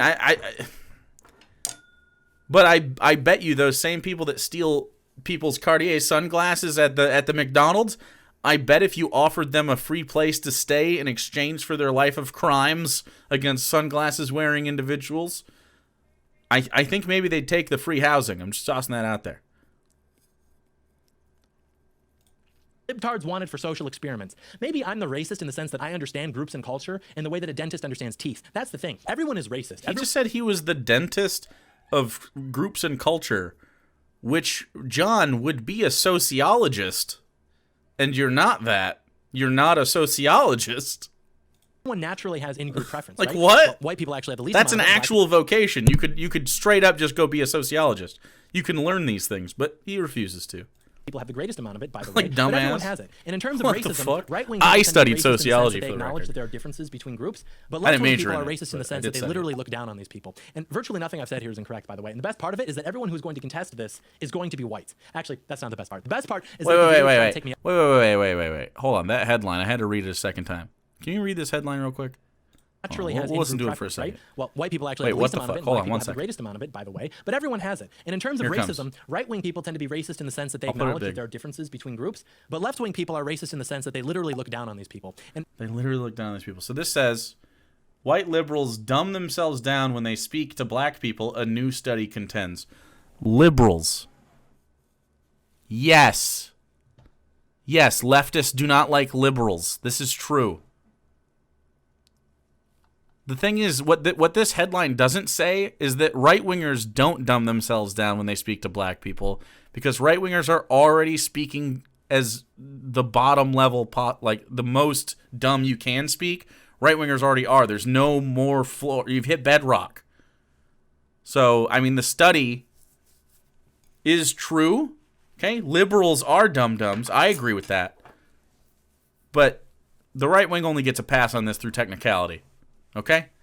And by the way, this absolutely does fucking happen. This is actually great. My mom does this shit on accident. She'll talk different to black folks, which is really weird to me. Just because, like, she gets uncomfortable and stuff, I guess. That must be it, because it's not even code switching. She doesn't talk like because in Michigan, we have, like, Detroit sort of, like, a lot of black folks have a specific way to talk. Have you ever heard Draymond Green speak? I'm from the same city. Here, let me show you. This is kind of how, this is the best. He's just super funny, too, so any reason to talk to Draymond Green for any second. Let's see. Draymond Green, here. This is Draymond. Dre, before we let you go, so wondered if you've ever thought about this. He's gonna ask a question. Stephen Clay. So I had heard the Pistons were going to offer me a sizable contract. I'm from his city. I literally am in the city right now that he's from, Saginaw, Michigan. And this is kind of the accent. And I wouldn't say it's a strong accent, right? Draymond's from Detroit. Draymond's from Saginaw. Yeah. He's from my city. Drapey Drool. Shut up. How fucking dare you? Okay. I love Draymond. He's great. But this is like the accent. And I also talked to Danny Ainge and the Celtics when free agency started. So Yeah, we kind of had that small little window. We don't talk the same, him and I. We're from the same area. We don't talk the same, right? I grew up 30 minutes from here. I live here now. We don't talk the same. But it's not like that drastic. He do be kicking ball. I mean, sometimes. Look, Draymond, he's not a dirty player. He's a hustle player, okay? Shut up, chat. Anyway.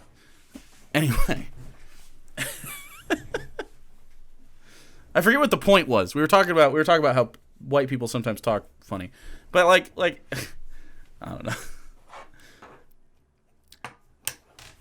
What I think is the best part about black culture, being a white guy that engages with it regularly enough, but I'm not black, so I'm not part of any sort of like actual culture. So it's always like drip fed over time. Y'all have some interesting idioms that white people just don't understand, that it's super fun to get told exist because I feel so silly. Like, that's one of my favorite things, dude. The black folks in chat, you kind of know what I'm talking about, right? I'm sure all the people know what I'm talking about as far as like just if you're not white. Like, we just don't understand. Some of y'all say some stuff and I'm trying to piece together what you're saying. Sometimes, like real, and it's usually like not the stuff that's like on Twitter or something. It's like the older stuff that you like learned when you were kids. What did God?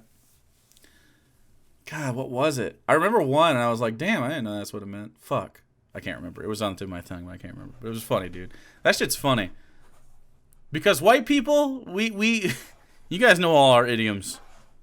You know what I mean? That really chaps my ass. Yeah, you guys get it. Smell like fish and potatoes. Yeah, I don't know what that means. What? You can't stop watching. That's true, buddy.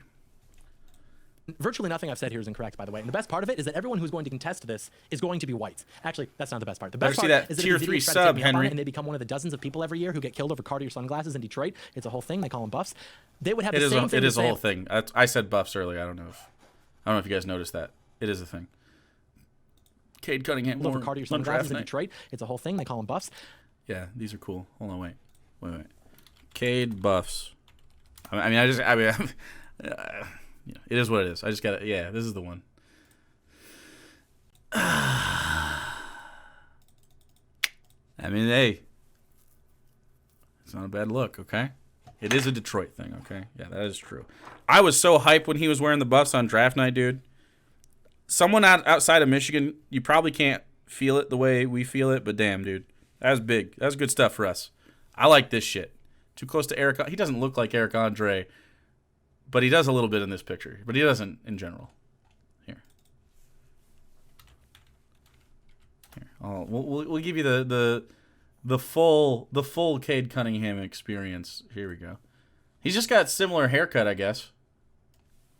But that's the man, dude. You know he's like fucking 20 years old, dude.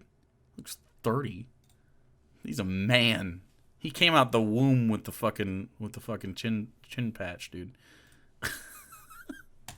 They would have Evan Mobley. Nah, Evan Mobley is gonna be good though. have the same thing Evan to say Mobley's about good. it that the woman said in the video. But he's It's not racism that pulled the trigger. You were trying to give them a I think book. he's better. You're just a Cavs fan. And you're not a basketball fan.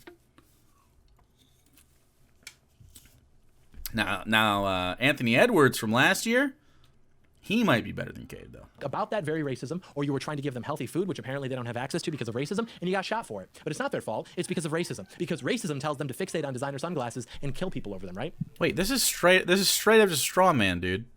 See how it comes full circle? The rant served a purpose. We're the ones who actually want Black America to be successful, but we have to stop pretending that just throwing money at them is the key to that, because that has achieved virtually nothing. And in fact, it's made the situation significantly worse. we are officially off track. But in a very real sense, your we're all potatoes. better because of it. I don't know. I just get so tired of these people. Like, they could not possibly be speaking with more passion and less truth so incessantly. You want to fix the neighborhoods? Yeah, me too. The answer isn't less police. It's actually more police, because there's not going to be economic opportunity in areas with Wait, what's wrong with? Wait, these are just people in the high crime, because businesses lose too much Why money. is this with crime? robbery What's and crime here? theft What's the and with- what's the crime? What is he showing footage of? What the fuck? They were just people. Why does he think that's gang activity? What was happening? Was there something that we're not seeing there? That's just folks. They're just. What are you talking about? There's like a bar right here. in areas with high What the fuck? What? We're watching John Doyle 1.25 speed. Hilarious. crime, because businesses lose too much Black people having the audacity to be out at 7:30 in the evening. Jesus. money with robbery and with theft and with low traffic. Oh, the income in the cities is What a low. Yeah, fucking because you people racist, offshored dude. the American manufacturing economy because you thought that it would spread liberalism and democracy. So let's bring that back. Dude, my neighborhood looks like that constantly, dude. Where it's just people, not just black people, but like people, just like, well, it looked like that more before COVID. But this house right next to me, they have people over a lot, and the house across the street over here has people a lot. Both are black households, and we have people just all the time. Like, I have people over the house all the time. Most of those people are white, but nonetheless, we all do it. It's just it's different when I do it, I guess, because they're not black here. We still get parking tickets the same though. Fathers aren't That's present. 3 you people from John Doyle. Jesus. Okay, get rid of no-fault divorce laws. That's at least a start, right? But no A collection of black people is not a flock; it's a crime, according to John Doyle. True. one wants to actually have serious solutions to these problems because they'd rather just increase their money and power off them because they're vampires. So I want to go back to that clip, though, because it's important to what we're talking about, because what she's alluding to in that clip when talking about the black woman who murders her white supervisor in cold blood because of racism, whatever that means, this alludes to this idea that we all seem to have present in our consciousness, which is, I guess, present 50 years ago, too, because nothing ever changes. But this is the idea of racism somehow justifying violence. So I'll just say this now. Racism doesn't justify violence, let alone murder. Vague racism doesn't justify violence, let alone murder. But we all... Wait, racism? Wait. So he used racism and vague racism. What does he think? Wait. Doesn't justify murder? What kind of racism? Slavery? Or like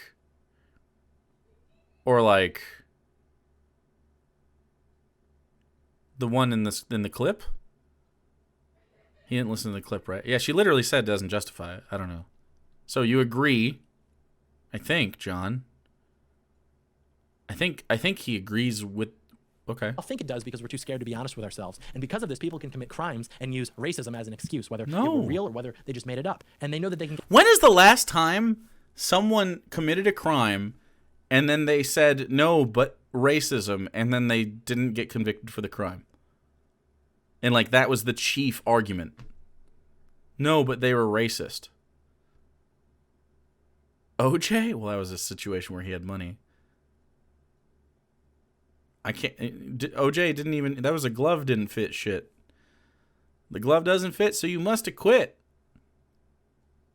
OJ had racial implications otherwise in the broader like social commentary, but not in the case. Dr. Hoot Cakes, thanks for following, dude.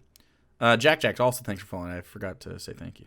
get the public on their side that way, as if even if it were real, that would somehow justify the action. And of course, racism is vaguely defined. She even uses the term that we hear all the time, institutionalized racism. And this raises a few questions, because remember, this took place in the early 1970s. That means the Civil Rights Act and the Voting Rights Act passed. Supreme Court has been... It had just passed. What the fuck? What is it with these fucking right-wingers, dude? The Civil Rights Act passed in the so at the latest, let's say it's 1979 when that came out.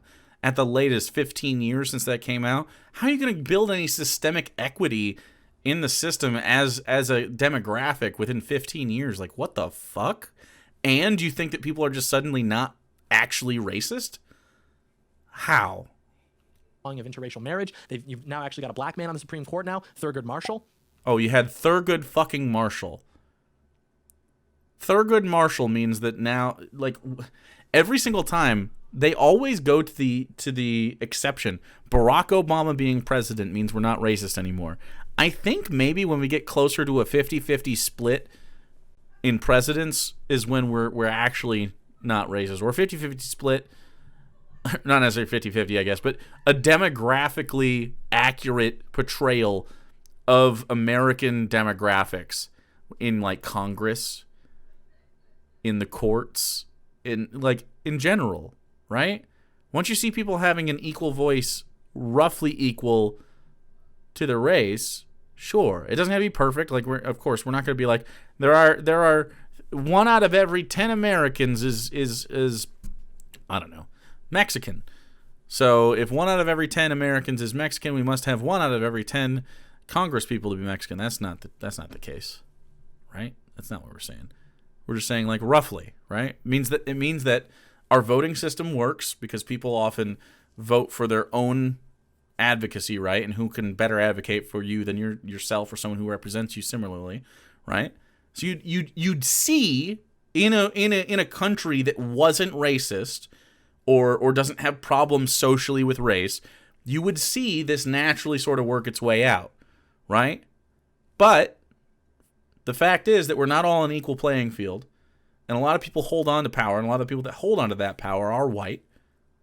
So, yeah, it's not going to work itself out yet. I have no idea how he thinks just one Thurgood Marshall means, well, that's it. Call it a day. We had one of them. What do you guys mean you want more? You had Thurgood Marshall in the 70s. Means you still have all the institutions on your side, the media on your side, which is how the civil rights movement was successful in the first place. Like, people seem to forget that this institutionalized racism, which appeals to this vague idea about the power in this country, that power was all on their side. The federal government was sending armed troops to enforce the policies of the civil rights movement all throughout the country. That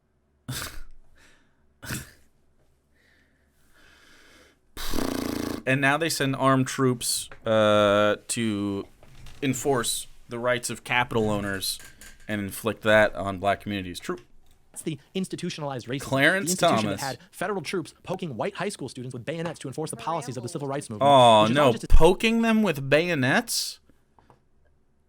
Now, while I think fuck the police, no American citizen should get poked by any military member of the federal government, I do think this shows a little bit of fascism. But for the same reason, I think and this isn't like left-wing, this isn't like a left-wing thing, right? Police states like this is not a left-wing.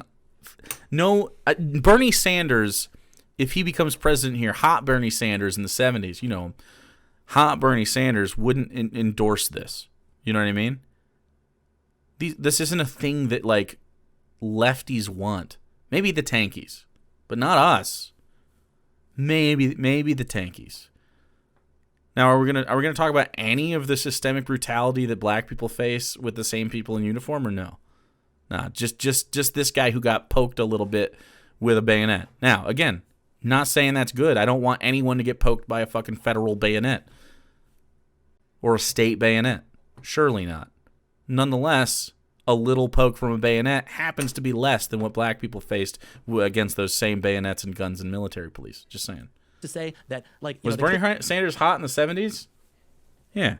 Bernie Sanders, 1970. I don't know. 70s. Bernie Sanders in the 1970s. Let's see him. Was he a hottie? All right, come on, dude. There's a little bit of hottiness going on here. He always had kind of fucky teeth, but let me try to find a picture. I mean, this isn't a bad picture of the guy. Ooh, he's got his dad picture, dude. That's a DILF Bernie Sanders, bro. Dilfy Bernie Sanders, dude.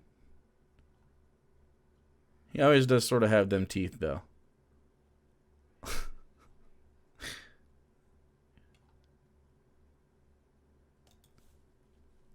Look, I'm just saying, if this guy had a TikTok account, like if 1970 TikTok happened, he'd have simple people that enjoy his content. You know? He'd have simple people enjoying his content.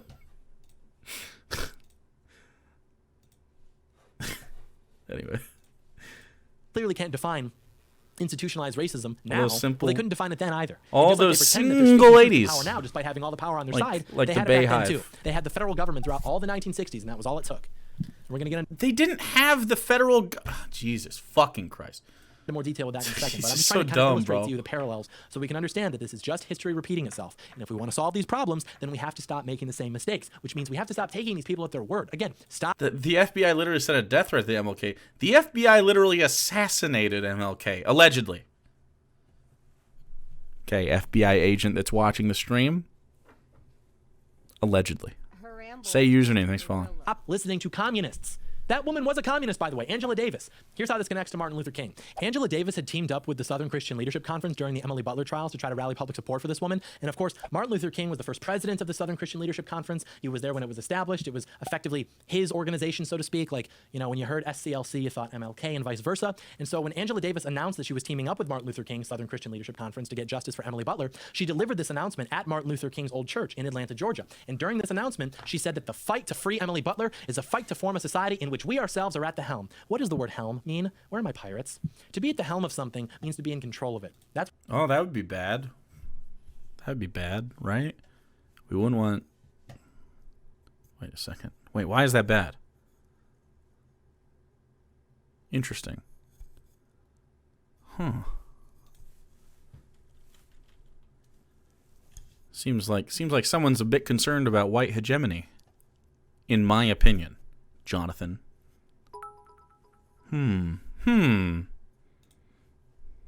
Allegedly. Allegedly. Allegedly. Allegedly. Allegedly. Allegedly. Allegedly.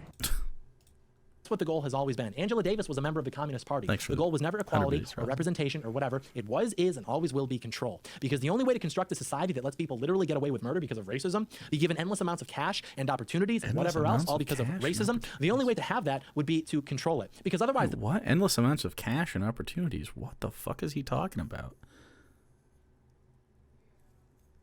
What? Is he talking about like HBCUs, like funding and stuff like that? Is that what he's talking about? Like any sort of money that's focused on like black communities? Endless cash. What is he? What? Does John Doyle genuinely think that we spend a significant portion of the American budget on black communities? Like specifically? I don't know what his argument is. What's he mad about? The people in that society would just say, well, I'm sorry, but we're a meritocracy. We like our freedom. You know, these things aren't just going to fly here.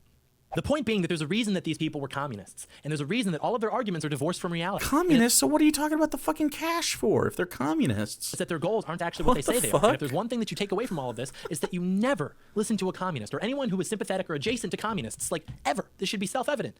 And the point of all of this is to kind of begin to honestly examine the true legacy of Martin Luther King. Like, what does it tell you when the Southern Christian Leadership Conference, his thing, they're allying with an open member of the Communist Party and announcing that partnership in his old church to protest against the imprisonment of a black woman who murdered her white supervisor in cold blood because it isn't her fault. Well, MLK was a socialist, outspokenly so. Yeah? So? Because of racism. What does that tell you? What does it tell you when Ralph Abernathy, the guy who co-founded the Southern Christian Leadership Conference, the guy who was Martin Luther King's mentor, the guy who took over from Martin Luther King after he was assassinated, what does it tell you when that guy is friends with Angela Davis? When that he believes some of her things politically, or at least doesn't find her so distasteful he must disengage with her? Commies get stacks, dog. That's right. That's what commies care about, is capitalist money. That's what commies care about. True. When he goes to East Germany to deliver speeches on her behalf, and then he comes back and he tells her that he actually likes their model. When Angela Davis, who's at the heart of this movement, who's at the heart of this coalition, when she says that Ralph Abernathy and Martin Luther King taught her that socialism is the answer. What about when Martin Luther King, in one of his last speeches delivered at the Riverside Church, he says that these are revolutionary times. All over the globe, men are revolting against old systems of exploitation and oppression, and out of the wombs of a frail world, new systems of justice and equality are being born. Based! The shirtless and barefoot people of the land are rising up as never before. The people who sat in darkness have seen a green light. We in the West must support these revolutions. What do you think he's talking about? Hey, hell yeah, okay? Hey, can we get some, what I'm thinking a little A-cabbies in chat for that one. MLK based. Happy Black History Month, chat. What a fucking based take. By the way, I've just decided it's Black History Month. Shit, you know what we should be doing at the end of streams is raiding into a black creator. I haven't thought about that. That's my fault. We should probably try to do that. We've never done anything on purpose like that before, but why don't we just because I know it would piss off John Doyle, why don't we what would he call it? Why don't we what's the word for that? What was the Shark stream? Well, I'm not doing it now. I'm doing it now. Also, isn't Shark on YouTube and not Twitch, or is he on Twitch too? Virtue signaling. Yeah. He'd call it a virtue signal, but affirmative action is the word I was looking for. We'll affirmative action some Twitch raids. He's Twitch? Oh, I only ever see him on YouTube. Not live streams, but. About there. Birds of the same feather, right? Maybe it was calculated that the Maybe enshrinement we'll of raid equality, someone later. a term that's almost self-justifying, right? It sounds so splendid. A term that is the backbone of we follow each communism, the other. antithesis of this country and of the free world and of Christianity. Maybe it was calculated that equality could be sold to the American people under the guise of healing racism, and the result would be the total enshrinement of equality as the governing I'm still streaming. I'm not raiding anybody right now. You let me know in 4 hours when someone else is philosophy alive. and religion of the country. And when nothing changed, when the problems were still the same, and when the rhetoric was still the same, it wouldn't even matter because the pieces had already been put into place. Maybe that's why all these civil rights movement leaders had communist ties. Maybe that's why Martin Luther King, who wasn't exceptionally intelligent. Maybe that's why he had Stanley Levinson, one of the major contributors to the American Communist Party. Yeah. Maybe that's why he had him ghostwrite his I Have a Dream speech. Maybe that's why Martin Luther King said to the board of the Southern Christian Leadership Conference in 1967 that the evils of capitalism are as real as the evils of militarism and racism, Thanks and for that the following, problems of racial injustice and economic injustice cannot be solved without a radical redistribution of political and economic power. And then we look 50 years later and Black Lives Matter is run by open Marxists, and we're like, how could this happen? Because it's all the same goal. And Are we like, how could this happen? It is the same goal. Sure, I get liberation of human people from the systems that hold them down is a good thing. Yeah. I don't think anybody was like, Black Lives Matter, why does that have any ties to an anti-capitalist movement? I'm pretty sure everybody on this side of the aisle was like, yep, makes sense. Like, tracks. Pretty easy. He's listing good things about BLM and MLK right now. This is just a pros list for me. And it always has been. And maybe from where you're standing, it just seems like a 60-year streak of bad luck. But the truth is, the game was rigged from the start. And so the point of all this is just to kind of illustrate the foundations for what Martin Luther King's legacy would actually become, to show how it was totally destined to follow the path that it has. There was no point where they just took it too far, or, well, they aren't following his teachings correctly. No, this was He always said the MLK point, which wasn't we'll continue to intelligent? elaborate on. Really? Wow, interesting. Wasn't he a doctor? Wasn't it Dr. Martin Luther King? Maybe communism has a point. He also had a PhD. Yeah, he had a PhD. Yeah, so, I mean, interesting. On as we continue. But the last thing that's important to recognize in terms of the parallels is how these movements have to invent their own martyrs. They're rallying to the defense of a black woman who killed her white supervisor in cold blood, saying she didn't do anything wrong. And that literally, in the clip John Doyle showed, nobody said there literally was nothing done that was wrong. What was said there was violence is not our way to liberation. This is not an excuse, but it does, I mean, you can understand how it got there, right? Like, just understanding it is apparently an advocacy. This is like talking to Destiny, dude. You understand why theft occurs and suddenly you advocate for it.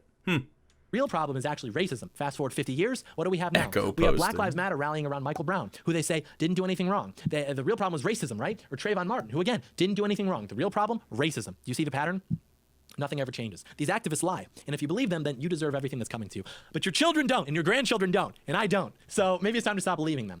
Now, the last adjacent parallel that I'd like to illustrate before we go through the reality of the civil rights movement and Martin Luther King point by point is pertaining to the race riots in the summer of 1967. This was called the Trayvon didn't. Hey, no. I remember exactly where I was when the Trayvon Martin case, when Zimmerman got off. I was at Ohio State University doing an American Atheist. Was it American Atheist? No. It was a different atheist event. It was the Secular Student Alliance. I was doing something like that. long, hot summer because it was a summer of race Got riots. invited there, Were hung out with 159 Matt. of them. It broke out in every major city in the country and dozens more. And adjusting for inflation, these did about $1 billion worth of damage to the country. And there was a presidential commission established. A called- billion? Oh, wow. $1 billion worth of damage to the country. Holy shit. How many billions of dollars? How much is one black life worth, John? Would you spend $1 billion to save one black person from death? I would. You think John would? What do you think John's... What do you think John... like, you know what I mean? What the fuck?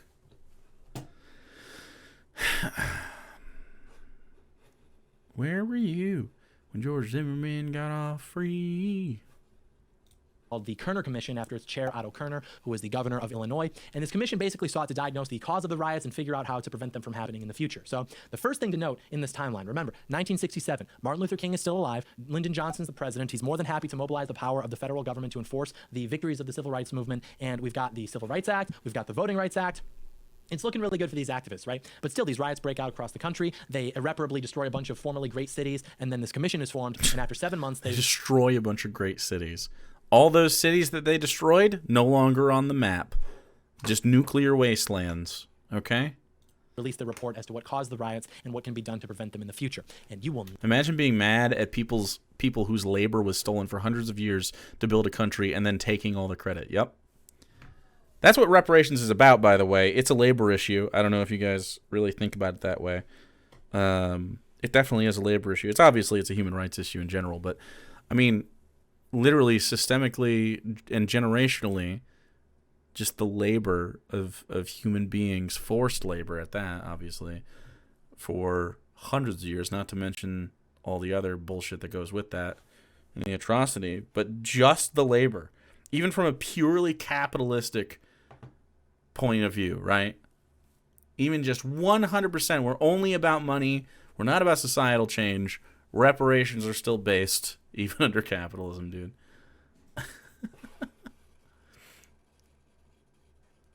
Wait, has America been ravaged by BLM? Mad Marxing. True. You guys both did the same thing. Never guess what they concluded was the cause. Lack of economic opportunity, failed social service programs, police brutality, it is like Mad racism, Max and here. whites-oriented media. This was 55 years ago, and it sounds like it was from 2 summers ago. Except now they don't say whites-oriented media, they just say representation. But it all means the same thing. And It's just like like the it's- riots it's we like saw that 2 we have the summers ago same were blamed on problems, the same John. things these rioters didn't face any consequences either beyond being subdued by the National Guard. No, the report places all of the blame on white people. It literally says, and I'm quoting, that white racism is what was responsible for the explosive mixture which was accumulating in our TCAS, thanks cities. for the And this prime. really is We what appreciate cemented it what we first now time. just take for granted and don't question, which is that you Any other first-time subscribers out there? Never subscribed? You want to make a change? Get the best emotes in the game? Look at this goddamn emote. Look at this. This is the newest one. Look how cute he is. He's got a little cleaver. He's so menacing. Oh, he's going for John. He's going for John. Oh, no! Oh. Saved at the last second, John. You're lucky. cannot criticize black people. And if you do, then you deserve whatever happens to you as a result. Because virtually anything that black people do that would be condemned as poor behavior by now white John's people fucked. is either in response to or because of white people and racism, which are effectively indissoluble according to this narrative. And of course, this leads to questions. You have to ask why cities in the North were burned to the ground when cities in the South, like Birmingham, weren't, despite the fact that conditions for black people in these cities were infinitely worse. Like, it's not even close. Or if the problems were white racism, then why didn't this occur before the civil rights movement had secured so many victories, like, say, 40 years prior? And why did that still occur 50, 60 years after we've spent all of this time and all of this money following the guidelines as outlined by this commission and by these activists? Why is it? Because this had to be the justification for the restructuring of American society. The destruction of white racism is ultimately code for the destruction of American society, because the prescription. You know what? He just said, can we hear that one more time? I'm going to slow it down a little bit. I'm actually going to slow it down to 0.75 so you can hear that sentence again. Imagine I said it instead, okay? Guidelines as outlined by this commission and by these activists. Imagine I just said that. Why is it? Here we go. Imagine I wrote this and I said it with my what my intent would be behind these words, okay?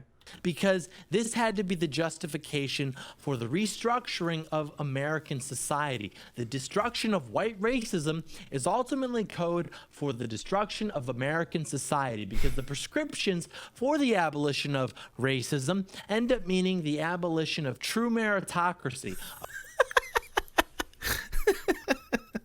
True meritocracy. Yes. Yes. Yes. Destroying the racist system in America would, in fact, alter the structure of society in America. True. What the fuck is John even talking about? I doubt there was even $10 million done in damage during the BLM protest. No, he said $1 billion. He said $1 billion. I'm sure it was more than 10 million, though. 10 million is actually kind of cheap. He said the quiet part out loud. It's incredibly based on accident. He sounds drunk when you slow him down that much. So does everybody else. Sometimes change is good. Yeah, I look, I'm a white guy, okay, John? I don't know if you know that. I'm white. And yeah, I advocate for these things too. And it's not because I want people to think I'm some good guy or anything. It's not a virtue signal. It's just because it's correct. It's just like at the basic level of something is, or at the basic level of like humanity and like the idea, like how do we sort of like ground our axioms? How do we, like, what is the basis for how we come to like our moral sort of like prescriptions for the world? And for me, it's like allowing someone to live as happily as they possibly can in whatever way that manifests, as long as it doesn't violate someone else's rights. So, I mean, that allows for a lot of different ways to organize your life. And I don't think you can have an ethical outlook on life unless that is the basis for your like government, right? Or like at least the basis behind your idealized government, the one in your head, is just how can we ensure that the most people possible have a quality existence? Because existence is short. We only live for less than 100 years, usually, and often we don't break 110. You know what I mean? We certainly aren't breaking 125 anytime soon. So, like, we're not here for a super long time, but we're here long enough to where we should invest in our happiness, man. And, like, the entire right-wing, like, political structure is only to dissolve happiness for some groups. Like, what happiness is expanded by allowing people to be, like, mistreated based on the color of their skin? It just doesn't make any sense from a societal standpoint. It doesn't make sense from a purely capitalist standpoint. The only way that you could justify these thoughts and think them positive would be to have some components of racism heavily informing your worldview. You know what I mean? Like, I actually don't think that you could get to this point without being racially motivated, and in some ways, like, you think advocacy against one group is advocacy for another, your own. Yeah, without killing or exploiting others. Yeah, that's pretty much it. Expand, don't violate anyone else's rights, and then allow maximal happiness for, yeah. A warm gun with every white hand in a race war. Yeah, John Lennon. I found out John Lennon's son is actually a anarcho-capitalist. Isn't that fucking weird? Was John Lennon an anarcho-capitalist? Because I feel like he was better off as a commie, but because where his dad gets fucking shot, and then he's like, you know what? The wild, wild west where anybody could get shot at any point seems neat. Where can I this guy his crypto internet? I mean, definitely John Lennon's son probably has NFTs and crypto stuff going on. Of freedom of speech, of national sovereignty and borders, of a true market-based economy, of the American dream, of property rights, of the family unit, in essence, the entire country, which they don't even try to hide because they openly say that they hate this country, that they hate its systems, that they hate its founders, and they want to completely restructure the entire thing from the ground up, starting with the Constitution, in the name of this vaguely defined concept of justice or equity or democracy or who we are, or whatever the focus group currently has churned out this cycle. It's not rocket science. They're spelling it out for you. Everything is the fault of white racism, and since white people are inherently racist... All white people are racist, PayPal me. This is classic. That's a classic one. Okay, dude? This is good. This is good fucking memes. All white people are racist, PayPal me. Fuck you. I think that's funny. Which son? Sean? I think it was Sean Lennon. Yeah, that sounds right.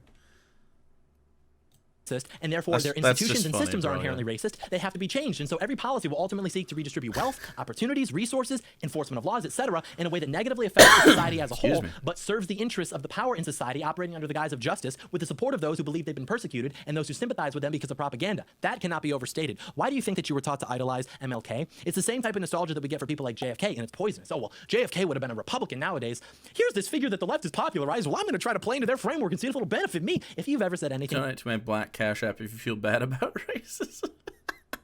To be effective. If only Democrats were like Kennedy and Republicans were like Reagan. You have been psyoped, my friend.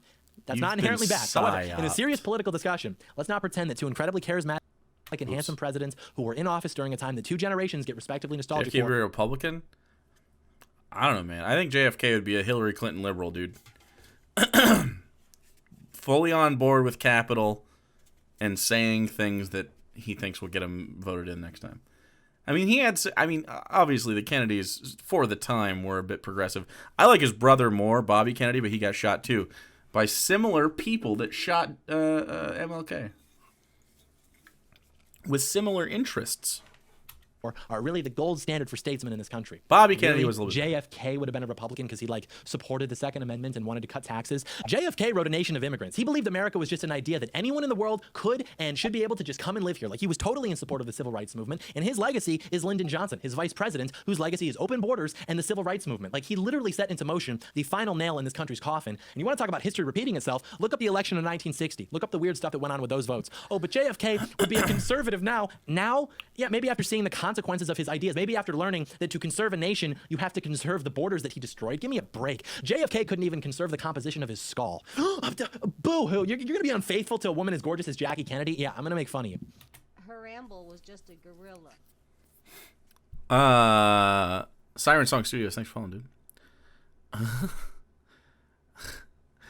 Yeah, I guess he's happy that JFK died. Whatever, man. John likes to talk way outside his lane, like dude doesn't understand what he's whining about. Yeah, I agree. John is incredibly ignorant about stuff, but he's good at the speaking quickly without saying a lot, which I'm not good at. I say quite a bit. So people think John's smart. John not smart. Bold move comparing open borders and the civil rights movement as if they're both bad. Well, you know. Not sorry. Oh, but John, they took him out because of this quote I found where he said he didn't like the CIA or the Federal Reserve or something. You know, every time I hear that, I actually get jealous of him. It's more complicated than that. But anyways, yeah, JFK conservatives. We're all going to be JFK conservatives if we don't get this country turned around. But anyways, the significance of the propaganda conditioning cannot be overstated because as much as we would like to think otherwise, politics is always personal. And if you've been conditioned to like someone, then you're going to be more supportive of or at least sympathetic to the things that they're promoting. And this is why we're taught to idolize MLK, to idolize Rosa Parks, etc. Like if you look at who high school students are saying are the top 10 heroes in American history, guess who they say? They say Martin Luther King. They say Rosa Parks. They say Harriet Tubman. All figures who serve roles in propping up these narratives that have been so destructive to this country. And that's why high schoolers are taught to be idolizing these figures. Like, what do you think the butterfly effect of that's going to be down the line? I think everyone should know that John tried to get into college, but he wasn't smart enough to get in. This is all projection. Well, he was a sandwich artist at Subway. I was once a sandwich artist at McDonald's. So I know that feel, dude. So this is why people are going to get emotional. Harriet Tubman helped freed slaves. No, she was being an SJW, okay? If you don't like slavery, you're an SJW. Sorry about it, dude. Because I'm going after MLK. Are you actually like anti-MLK, my dude? Yikes. Like this can only surprise you when the contents of your brain have been decided by a think tank. You are incapable of... What did Harriet and Rosa do? Well, I think he thinks... Okay, so Rosa Parks, the story goes, as y'all probably know, there was a ban on black folks sitting, I believe, at the front of the bus or whatever, right? And so she went and sat, and then she got arrested. What John Doyle's contention and what some racist contention often is that the NAACP put that demonstration on and represented her knowing that she would get arrested, right? Like it wasn't like an isolated Rosa Parks is doing this. But Rosa Parks was an advocate. She was already an advocate. Like this is part of what she did. And a political demonstration to get arrested for a specific crime that you want to legally pursue through the courts and to like take to the Supreme Court to get bills changed is smart. This is from, by the way, John Doyle thinks the black community is stupid, but also because that he is a racist, so that the black community is his enemy. Not only is the black community and black advocates for black freedom movements and shit, civil rights leaders, not only are they stupid to John, but they are also conniving and clever and double crossers, right? And they are a major threat. Who else does this? Who else, in your mind, does the thing where the enemy is incompetent and also hyper competent at the same time? Can we think of any other groups just in the history of the world that do Wait, fascists do that? I don't know, chat. I don't know. Were they dum-dums or were they brilliant in working the system to get Rosa Parks arrested so that they could challenge in court, in the legal proceedings in court, and get the stupid law removed from the books? Original thought of the week. And if the narrative told about you 10 minutes, to not paint your even. face like a clown, you would do it, because already it's gotten you guys to stick things in yourselves and chop things off. So you're barely alive. Like, there's Trick no question, fascists aren't an other group from John. True. effective difference between you and an AI that has read Twitter and Reddit for like 2 hours. Oh, MLK is so good. Oh, Rosa Parks, a communist activist who staged that incident which led to the boycott. Oh, she's so good. What I fucking say. Called it. Staged the boycott, communist activist. What I tell you. That was probably why he didn't like Rosa Parks. The Harriet Tubman thing I'm lost on, though. I actually have no idea what he could possibly be against Harriet Tubman for. Harriet Tubman, she saved so many people. Oh, here we go. Did she? I want you to guess right now, in case you don't know. You're familiar with the story of Harriet Tubman. Of course you are. Guess how many people she saved. Not saying she's not a hero, just trying to evaluate how much of a hero you have to be in order to be within the regime's top 10 heroes in American history. She saved 70 people. Wait. How is that not brave? We made a whole Wait, hold on. You ever seen Schindler's List?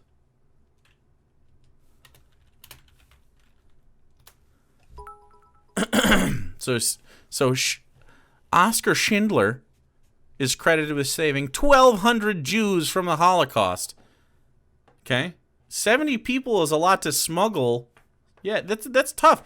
I don't think these people are terribly different. He just had a different way to doing this, man. And, like, what the fuck?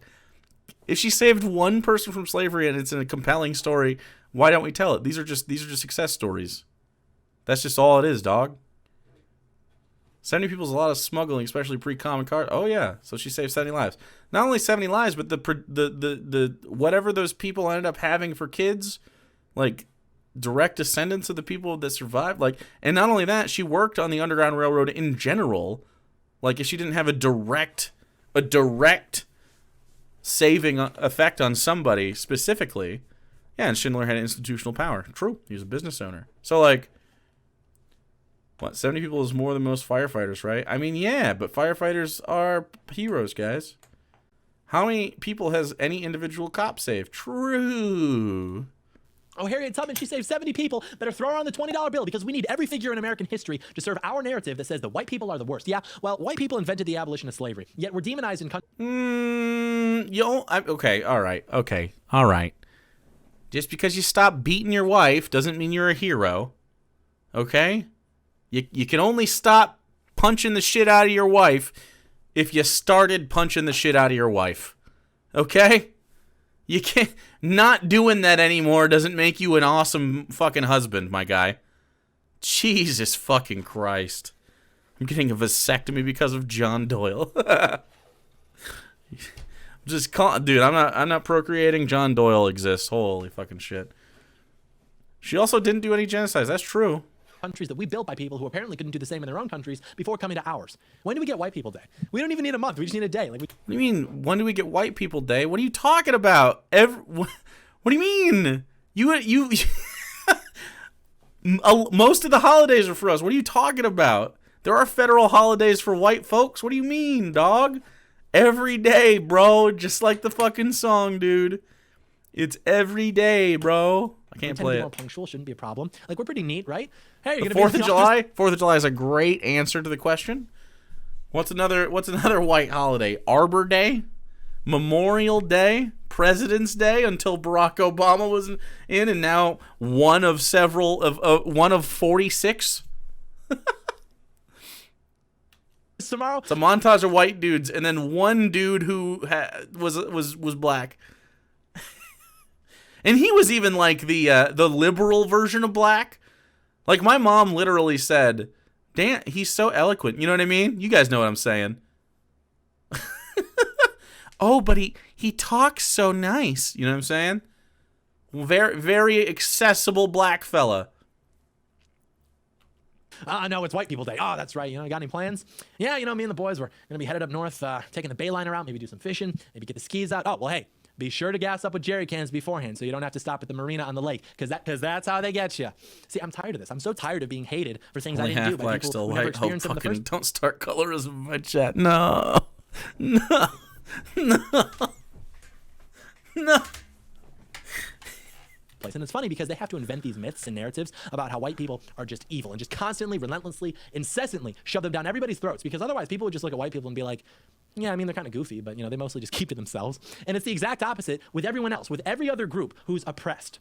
You know, they use the language of oppression to allude to these images of slavery, right? Slavery in this country. And yet they include people who were never enslaved under the same umbrella. It's like a Trojan horse that is painted in the blood of black slaves. But if it weren't for this vague historical narrative of Oh, he really wanted to say that line. Nice. oppression surrounding all of these groups of people, oh, they've been through so much. Oh, we just have to feel so bad for them. Then people would probably just look at them and be like, why are they acting like that? That's not normal behavior. Like, please just stop. But they don't. This is what propaganda does. This is what conditioning does. Why am I And speaking seeing, of conditioning, why did I see that person twerk? Why was that fella twerking? What did that have to do with the conversation about black folks? The fuck? let us now clear up the historiography of the civil rights movements and of MLK. So, like we said earlier, the criticisms of Martin Luther King actually That disprove fat-ass propaganda. Whereas, again, it's not like Washington didn't actually lead the Continental Army. So, the first thing to understand No, I agree. You're gonna learn. I agree with what you're saying. I was joking. is that effectively the leader of Black America before Martin Luther King was Jackie Robinson. who, Black of course, people was a be very popular twerking. That was a white guy though. That was a white fella, wasn't it? Seemed pretty Caucasian to me.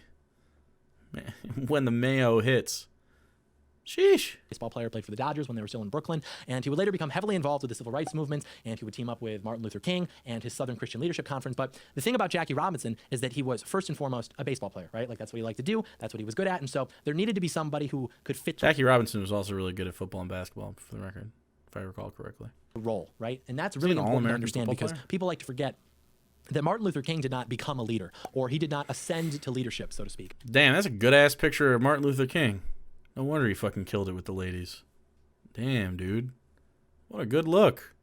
Shit. But rather he was cast as that. Because remember, they're trying to elevate and enshrine equality as effectively the new religion and governing philosophy of the United States, but you're still dealing with a country that's like 90% white and Christian. So it's like, how do you do that? You have to speak to them in a language that they understand, which is MLG's OG swag. You know who else has that shit going on? Just also happens to be a black guy? Who we don't really like nowadays. But you know who else had that shit going on? Bro, I'm telling you, you've probably seen this picture. Is motherfucking Neil deGrasse Tyson. I mean, look at this guy. You know he was fucking cleaning up. Swaggy, dude. Like, look at the and the fucking ooh. The real crispy sideburns. Yeah, man. Good for Neil. where Martin We're talking about all the hot fellas today, I guess. Shout out Bernie Sanders, MLK, and Neil deGrasse Tyson. Neil that ass Tyson, true. You know, he said jive turkey. He fucking did, dude. Definitely. Every time someone says jive turkey, I think of semi-pro. You guys know the semi-pro thing? Here, I'll show you. Bro, it's an awesome movie about Flint, Michigan. Okay? It's near and dear to my heart. You know what I say, chat? I say we don't ruin that vibe. We don't ruin that vibe. We know what John Doyle's going to say. That's the end of the fucking video.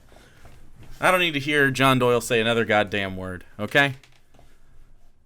John Doyle has a fundamental misunderstanding of anything that leftists believe, and he's just a racist.